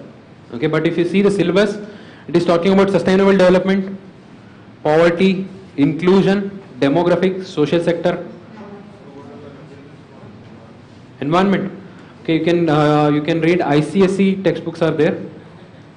Okay, 9th and 10th standard, and also there's this 12th standard biology. There's one chapter on environment only. No need for particularly for prelims. Okay, for prelims, do not read any report as such. Okay, try to see any of the highlights of the report if you can get. Okay, no need to read the complete report as such. Okay. But most important source is current affairs. Okay, current affairs, that too you have to do it on regular basis, not at the end. Okay, in this ICSE and the NCRT, try to clear your basic concepts, and for fauna and flora, try to make it from internet only. Okay, there are many sources available, and for current affairs, so you can see any of the material available. Okay, so for economics, I was telling. Particularly for prelims, in the last 2-3 years, the questions are mainly related to current affairs in economics. The core concepts related to economics they are not asking. But again, you need the knowledge of core economics to answer these questions. And it is relevant for prelims also and for mains also. Okay, so try to understand these basic concepts of economics, then you see for the current affairs. Okay, the same thing applies, and the types of questions asked. Particularly last year, there were only few questions in conventional area, like one related to this post 1990 reforms. What are the changes has happened? Like there was one question on this. Other than that, most of them are related to current affairs only. The terms related to economics which are in news.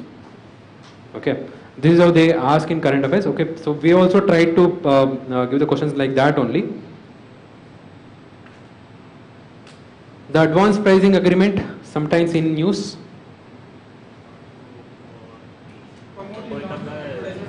Taxes. Related to what? Is it related to greenhouse gas emission?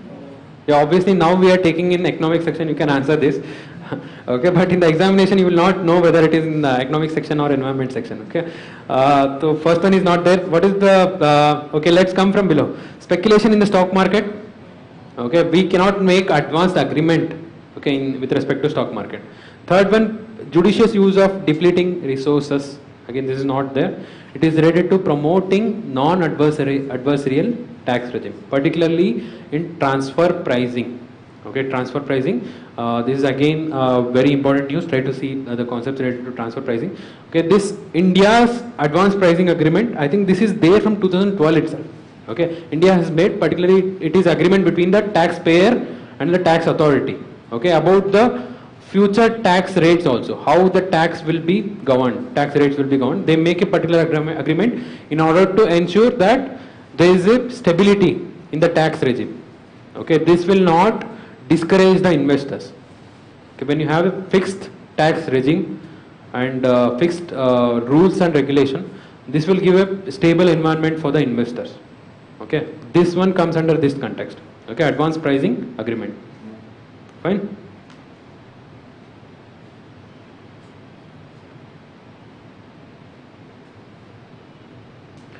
What is this public finance management? It is the flow of policy like Yeah. See, earlier there was this central plan scheme monitoring system, CPSM. It was basically online software to track the funds from the central sector schemes till the last level. Okay. Recently, government has made it mandatory to implement this. This has been renamed as public finance management system. This is mandatory for all the central sector schemes to use this. Okay. Through this, the authorities can track the release of funds from the top level till the bottom level. Okay, this is the basic objective.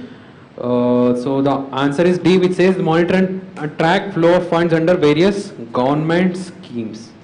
Okay.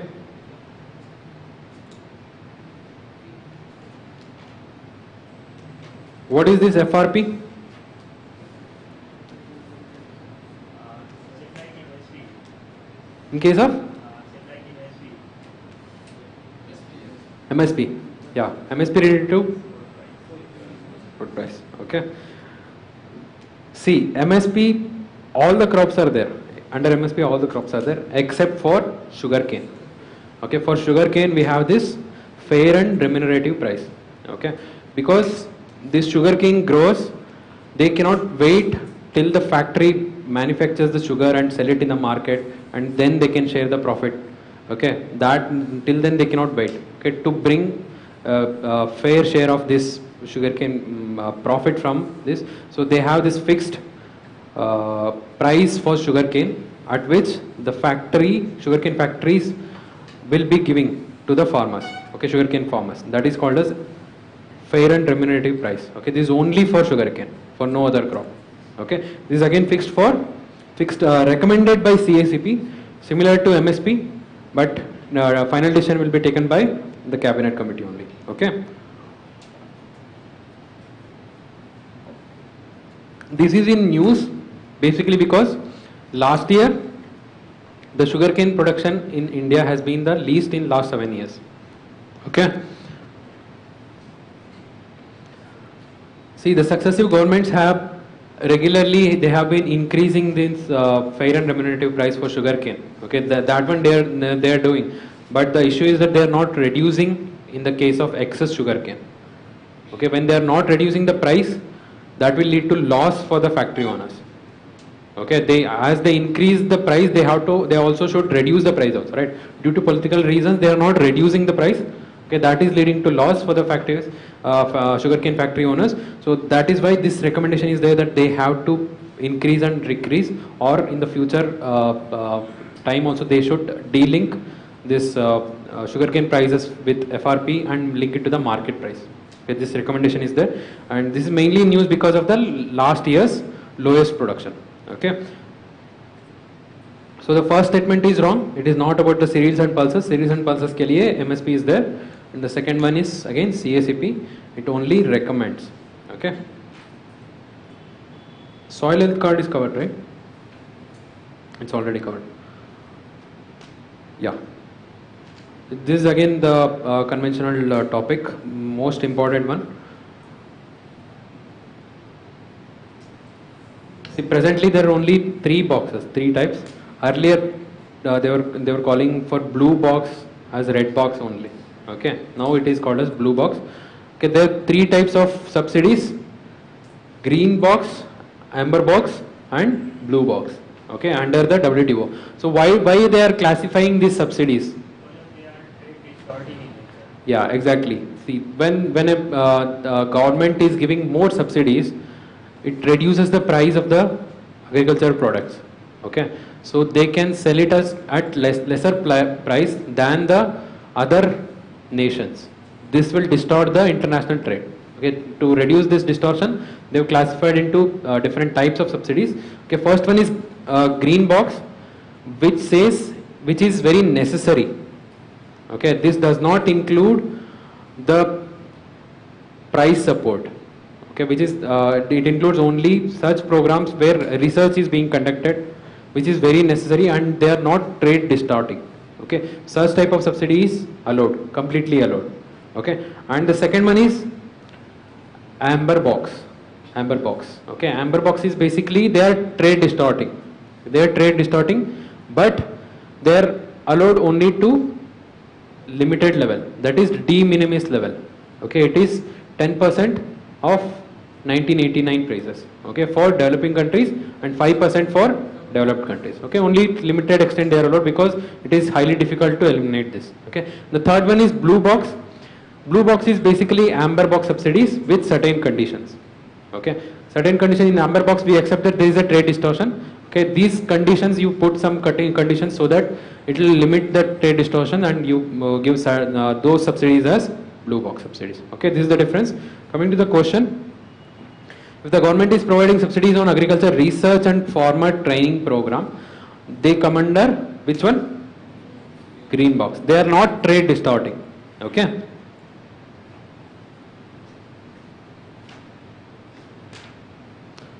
This is again concept based. See, there are few terms. First one is exchange rate. What is exchange rate? Basically the comparative price of one currency with another currency. Okay, you are comparing the value of Indian rupee with dollar. Okay, that is exchange rate. Okay, then what is effective exchange rate?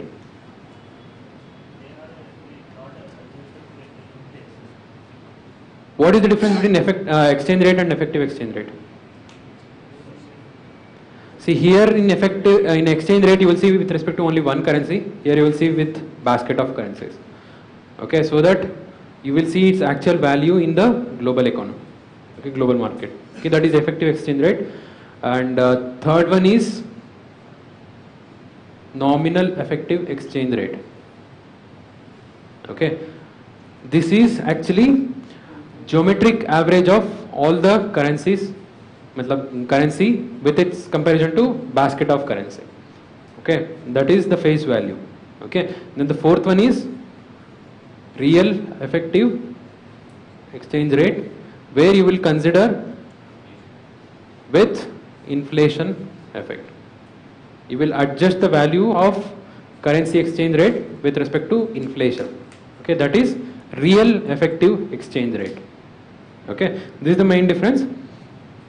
So coming to the question, the first one, it is the weighted average of a country's currency's value relative to other major currencies.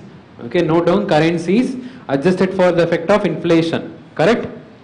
The statement is correct. The second one, the increase in real effective exchange rate of a country indicates that exports have become less competitive. How is it related? Purchasing power of Yeah, basically whenever the exchange rate increases, okay, that difference between Indian currency and a foreign currency is huge. Okay, that time exports are encouraged. Okay, because that will become more profitable.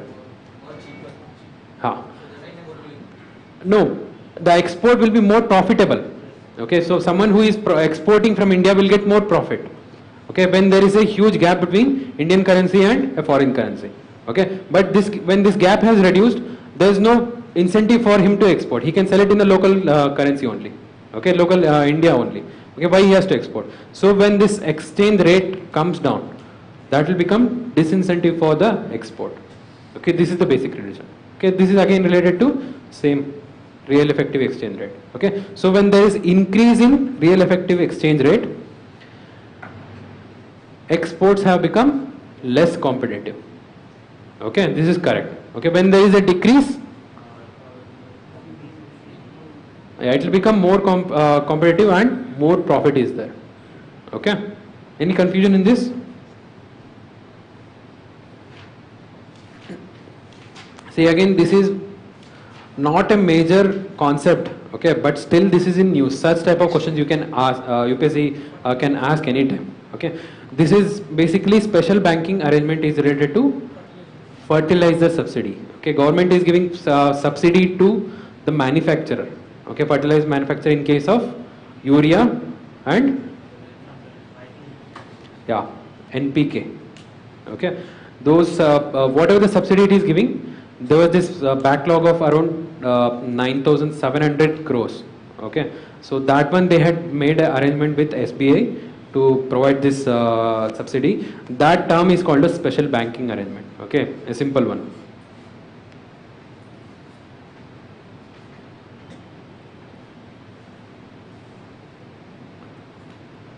What is inflation?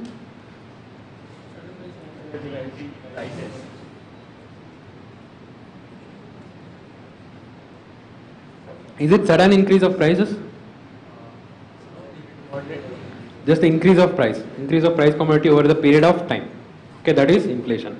Okay, so food inflation again depends on two factors: demand pull, cost push.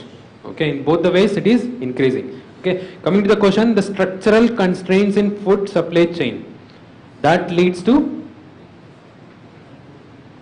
Whenever there is structural constraints, there are more wastages in transportation itself. Okay, it is not being transported in time. Okay, that is demand pull. Okay, it is increasing more demand because of the less supply.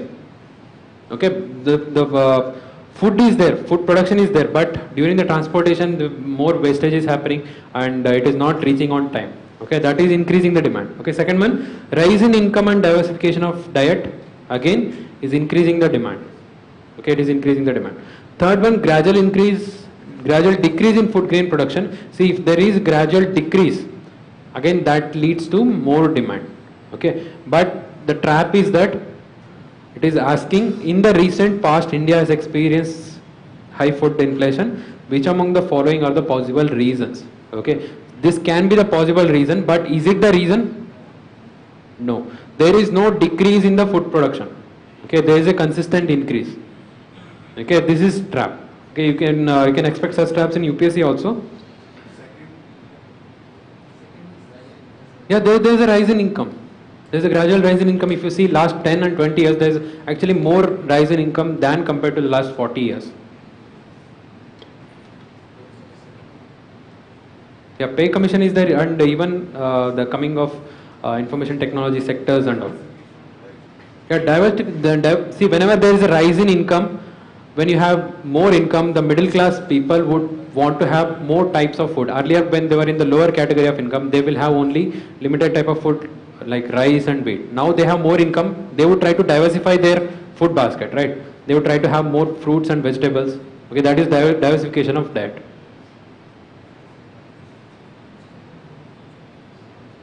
Okay, so answer is 1 and 2 only.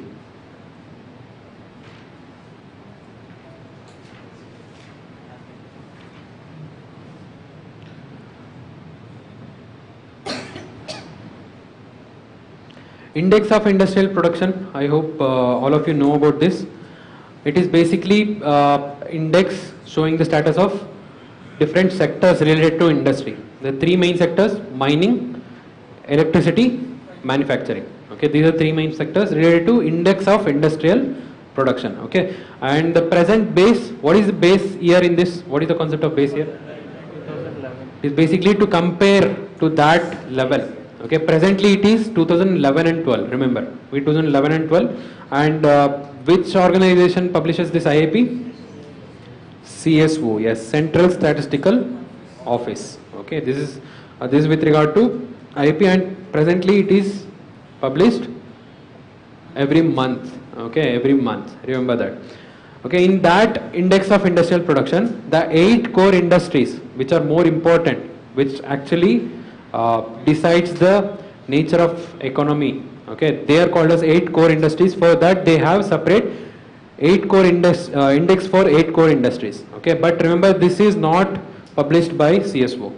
This is published by the Office of Economic Advisor, and before the IAP index comes out.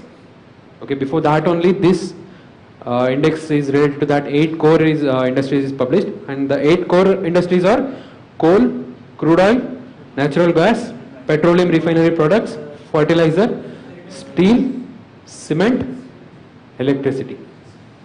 Okay, this is related to that. The first one, they are not more than 70%, they are almost 40% of the total IAP, whatever the areas are there. Okay, and the second statement is wrong. They are not released by CSO, because this can be confusing. IAP is released by CSO, and the index of 8 core industries is released by Office of Economic Advisor.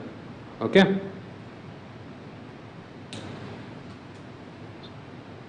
So both the statements are wrong.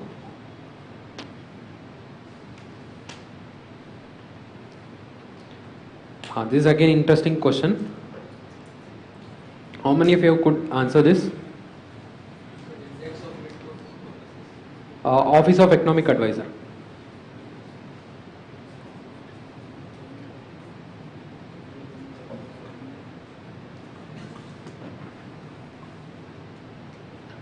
See, this is purely application based. Okay, for this you should know what are the limits for this micro, small and medium.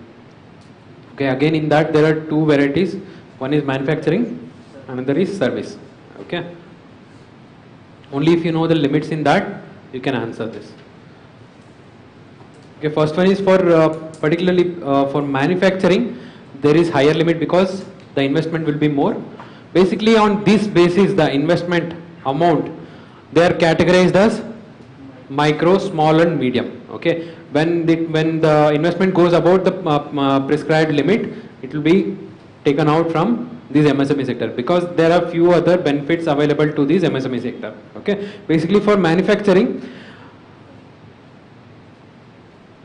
micro, small, medium. Okay, for manufacturing and for service. Easy to remember, it's not that difficult. Okay, it's based on the limit, upper limit. Okay, this is 25 lakh. Okay, from 25 lakh to 5 crore, 5 crore to 10 crore. This is the upper limit. Okay, up to 5 crore it is classified as small in manufacturing. Okay, this is for service. It should be more or less. Should be more or less? Less. Okay, here in case of micro it is 10 lakh. For small it is between 10 to 2 crore, and for large it is 2 crore to 5 crore. Okay, so now come to the question. The business process outsourcing firm is service or manufacturing? BPO call center, if you would have heard. Okay, that is purely service based. Okay, if it is having an investment of 10 crore, it is going out of the limit. Okay, this does not come under MSME. Okay, simple. And food processing unit, it's a manufacturing. Okay, it's a manufacturing. It's with the investment of 5 crore, it comes under small. Okay, up to 5, it is small. Above 5, up to 10, it is medium. Okay, and toy factory, again it is manufacturing or service? Manufacturing. With 8 crore, it comes under medium. Okay, simple. Current affairs, few of the current affairs questions are already taken, right? So with respect to current affairs, my personal guidance is that try to read it on regular basis. Okay, if you are going to take all the current affairs together at the end, it is not going to be helpful. Okay. Economically, you can see this NCRT, there is microeconomics, macroeconomics, two NCRTs are there, and there is old NCRT 11th standard, Indian Economic Development. हाँ, new 11th and 12th. New 11th and 12th, micro and macro. Micro में ज़्यादा नहीं है, micro में only few chapters are important. Okay, otherwise macroeconomics is important, and Indian Economic Development again important book. Okay, which covers the basic concepts. Old 11th standard.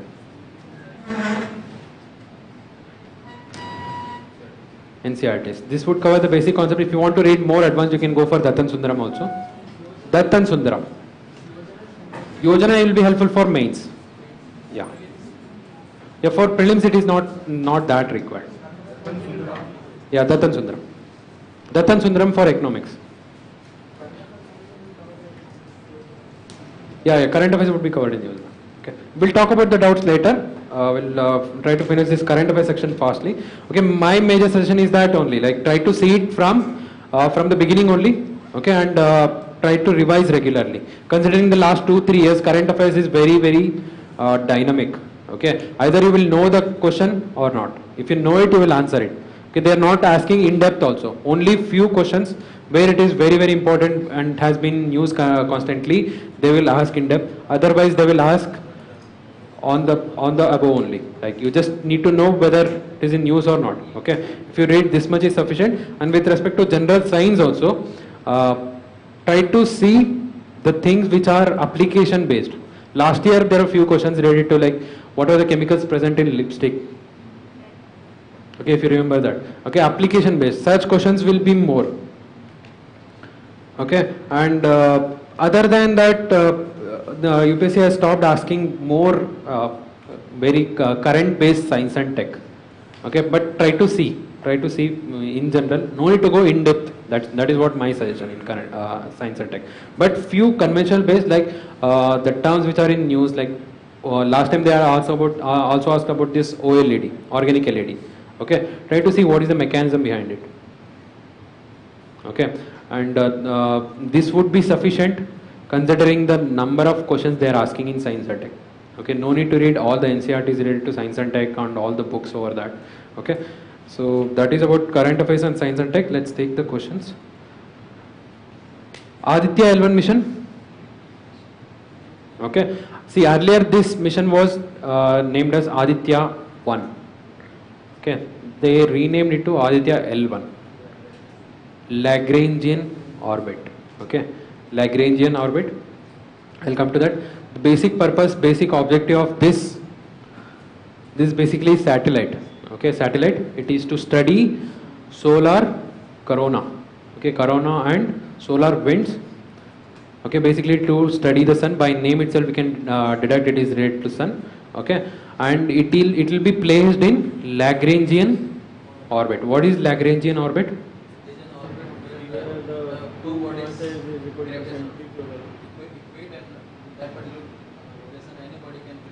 Stationary, exactly. See, between two bodies only at one location. Okay, only at one location there will be the balance between the gravitational pull of both the objects.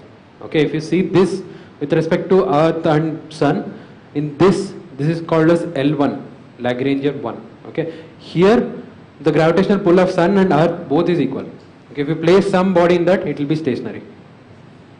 Okay, and this Aditya is going to be placed in that orbit. Okay, that is why it is being renamed as Aditya L1. Okay, so coming to the question, it aims to observe the solar corona on wind. This is correct, and by second statement, by statement itself, we can say it is a wrong one. Okay, geostationary orbit is one where it can observe the Earth statically. Okay, particularly the satellite which is located above the equator, it will remain stationary all the time. Particularly the satellites of communication which we need for 24 hours, those communication satellites are placed in geostationary orbit. Okay, and try to see the difference between geostationary, geosynchronous and sun synchronous. Okay, these are very important again. Question number 17. Okay, Nag missile, it is anti-tank missile. Okay, anti-tank missile developed indigenously by DRDO. It is in news because recently it has successfully test fired. Okay, and by second statement you can see that, do we need a anti-tank missile for 1000 kilometers of range? No. Yeah. We don't have to destroy some tank which is located around 1000 kilometers. Okay, by common sense only you can eliminate this, and by eliminating the second one you will get the answer. Okay, and definitely such missile has to be developed by DRDO. Okay, so first one is correct.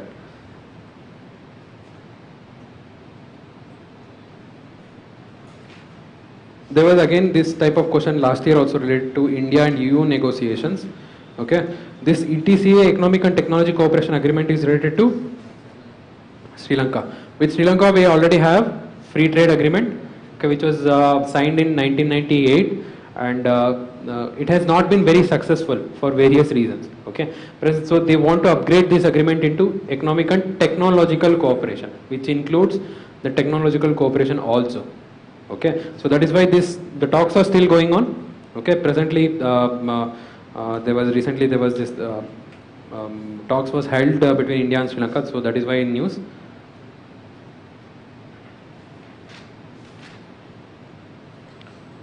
So such type of question again UPSC asks and has been asked last year also. Yeah, there is this international symposium to promote innovation research in energy efficiency. Okay, this was organized by EESL excuse me, Energy Efficiency Services Limited in association with World Bank. Okay, you don't have to see all the symposium, all the summits, but if there is any major bodies related in this, whether like World Bank or UNEP or UN body, any other UN body, try to see that. Okay, and this inaugural edition was held in Delhi. This is correct. And second statement again. See, this is the trap. By seeing the statement only you can eliminate whether if such symposium related to energy efficiency. Okay, whether can they concentrate only on the top universities of the world. Okay, so this will not be so. UPSC will make such statements. By seeing the statement you should be able to identify. If you remember, there was a question on GST saying that what are the benefits of GST, and one of the statement was India will be able to overtake China's economy in the recent past. Okay, so such statement you should be able to identify. This is the trick. Okay. So you cannot limit to only the students of top universities of the world. Okay? Basically, this is to bring together all the stakeholders in the area and to provide inputs for the policy formulation. This symposium was held. Okay. Addis Ababa action agenda. This is related to Sustainable Development Agenda. Okay. This was held and agreed before the Sustainable Development Goals were agreed upon in 2015. Okay, 2015 to 2030, we have this Sustainable Development Goals. Okay, for that to implement the Sustainable Development Goals, the countries came together and agreed upon that. That is called as Addis Ababa Action Agenda. Try to give only the important to the terms. Okay, no need to give go much detail.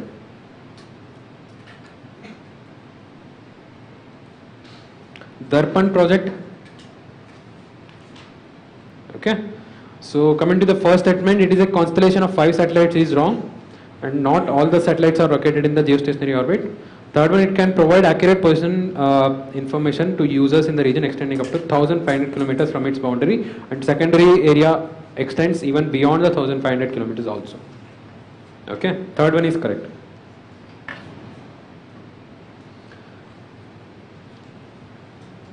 With regard to child labor, it is in news because India recently ratified 2 of the ILO conventions. Okay, and it is not the first time it is ratifying.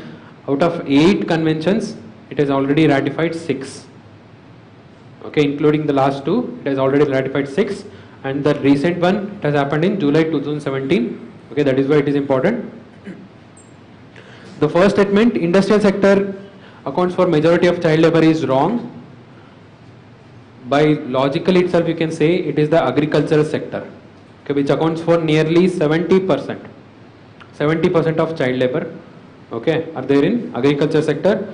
Next sector is service, which is around 17%, and then comes the industrial sector, which is 12%. No need to remember the term, but at least remember the order. Okay, highest one. Second one, sustainable development goals aims to eliminate child labor by 2025. This is important one because all the sustainable development goals are targeting 2030, but this one related to child labor, it is targeting 2025. Okay, sustainable development goal under target 7, which includes elimination of child labor in all forms by 2025. Okay. Third one is again wrong because it has already ratified and recently ratified 2 more. Okay, try to see those related to the convention which are recently ratified. Okay.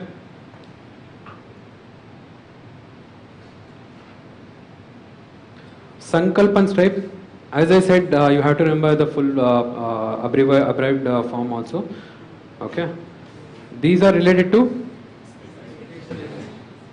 providing skill training.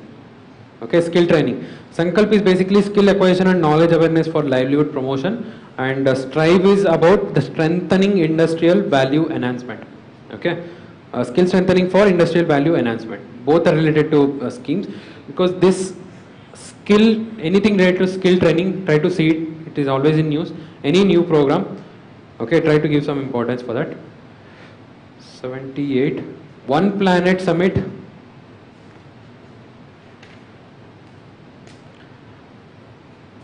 It is important because this was held in December 2017.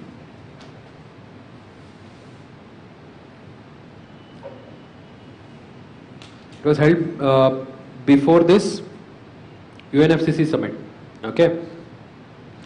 Basically, it is a joint initiative of UN, World Bank, and the French government. Okay, French government, and basically it is planning for the mobilization of both public and finance, private finance for implementation of climate change, particularly related to implementation of Paris Agreement. Okay, it is one of the financial mechanism, and it plans to take the finance from both developed and developing countries.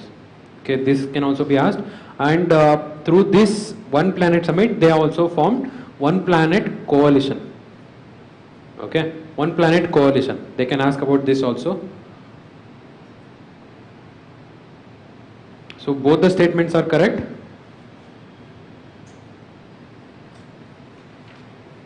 Yeah, ICJ is again important because of the recent Jadhav case. Okay, there is a difference between ICJ and ICC. Okay, what are the differences? ICJ is a UN convention and ICJ is intergovernmental. Yeah, ICC is intergovernmental.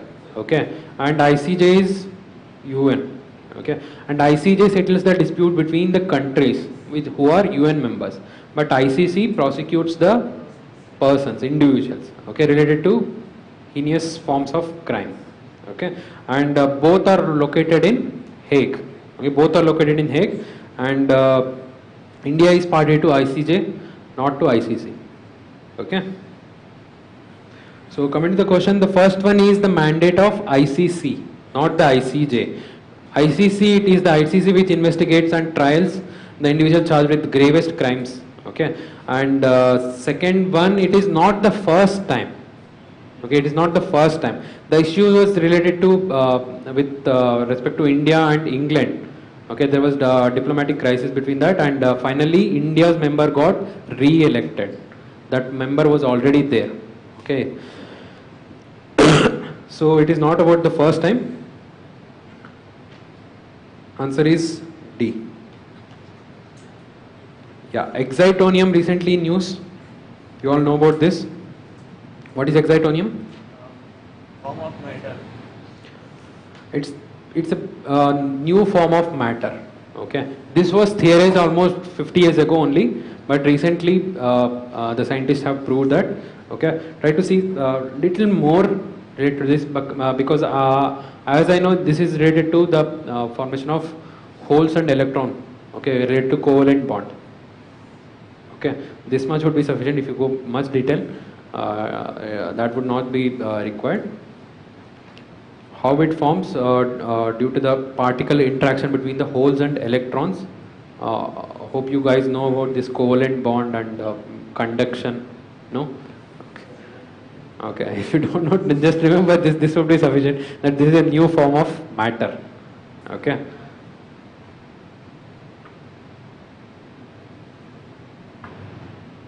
Initial coin offering. Bitcoins. Recently in news. Okay, and it is not regulated. RBI is given warning twice, but still it cannot ban. Okay, it cannot ban without any official regulation. Okay, and it cannot, even if it is planning to ban, it cannot ban suddenly. Okay, recently it is in news because Bitcoin's value has suddenly increased. Yeah, now it has started decreasing, but considering last 2-3 months, it has exponentially increased. Okay, so on the basis of Bitcoins, many cryptocurrencies have come up.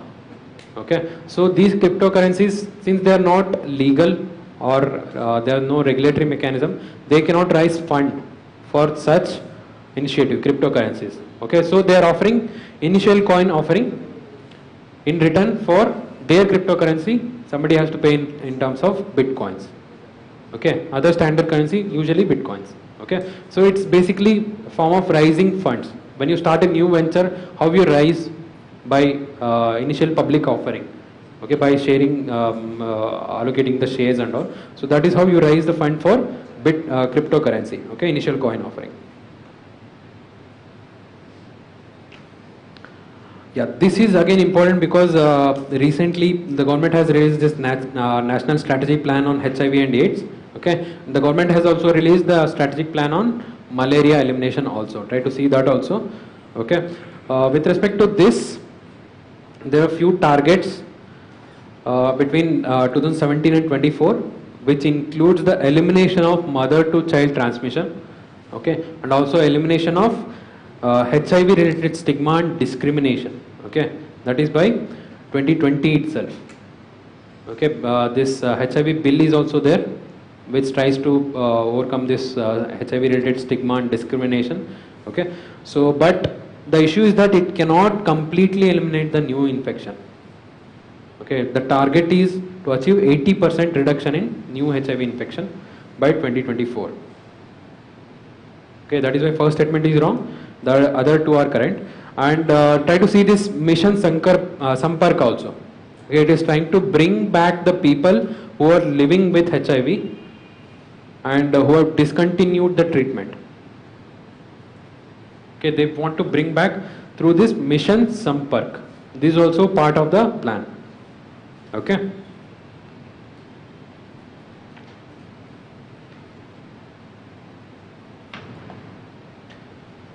This is the easy one, anti-profiteering authority.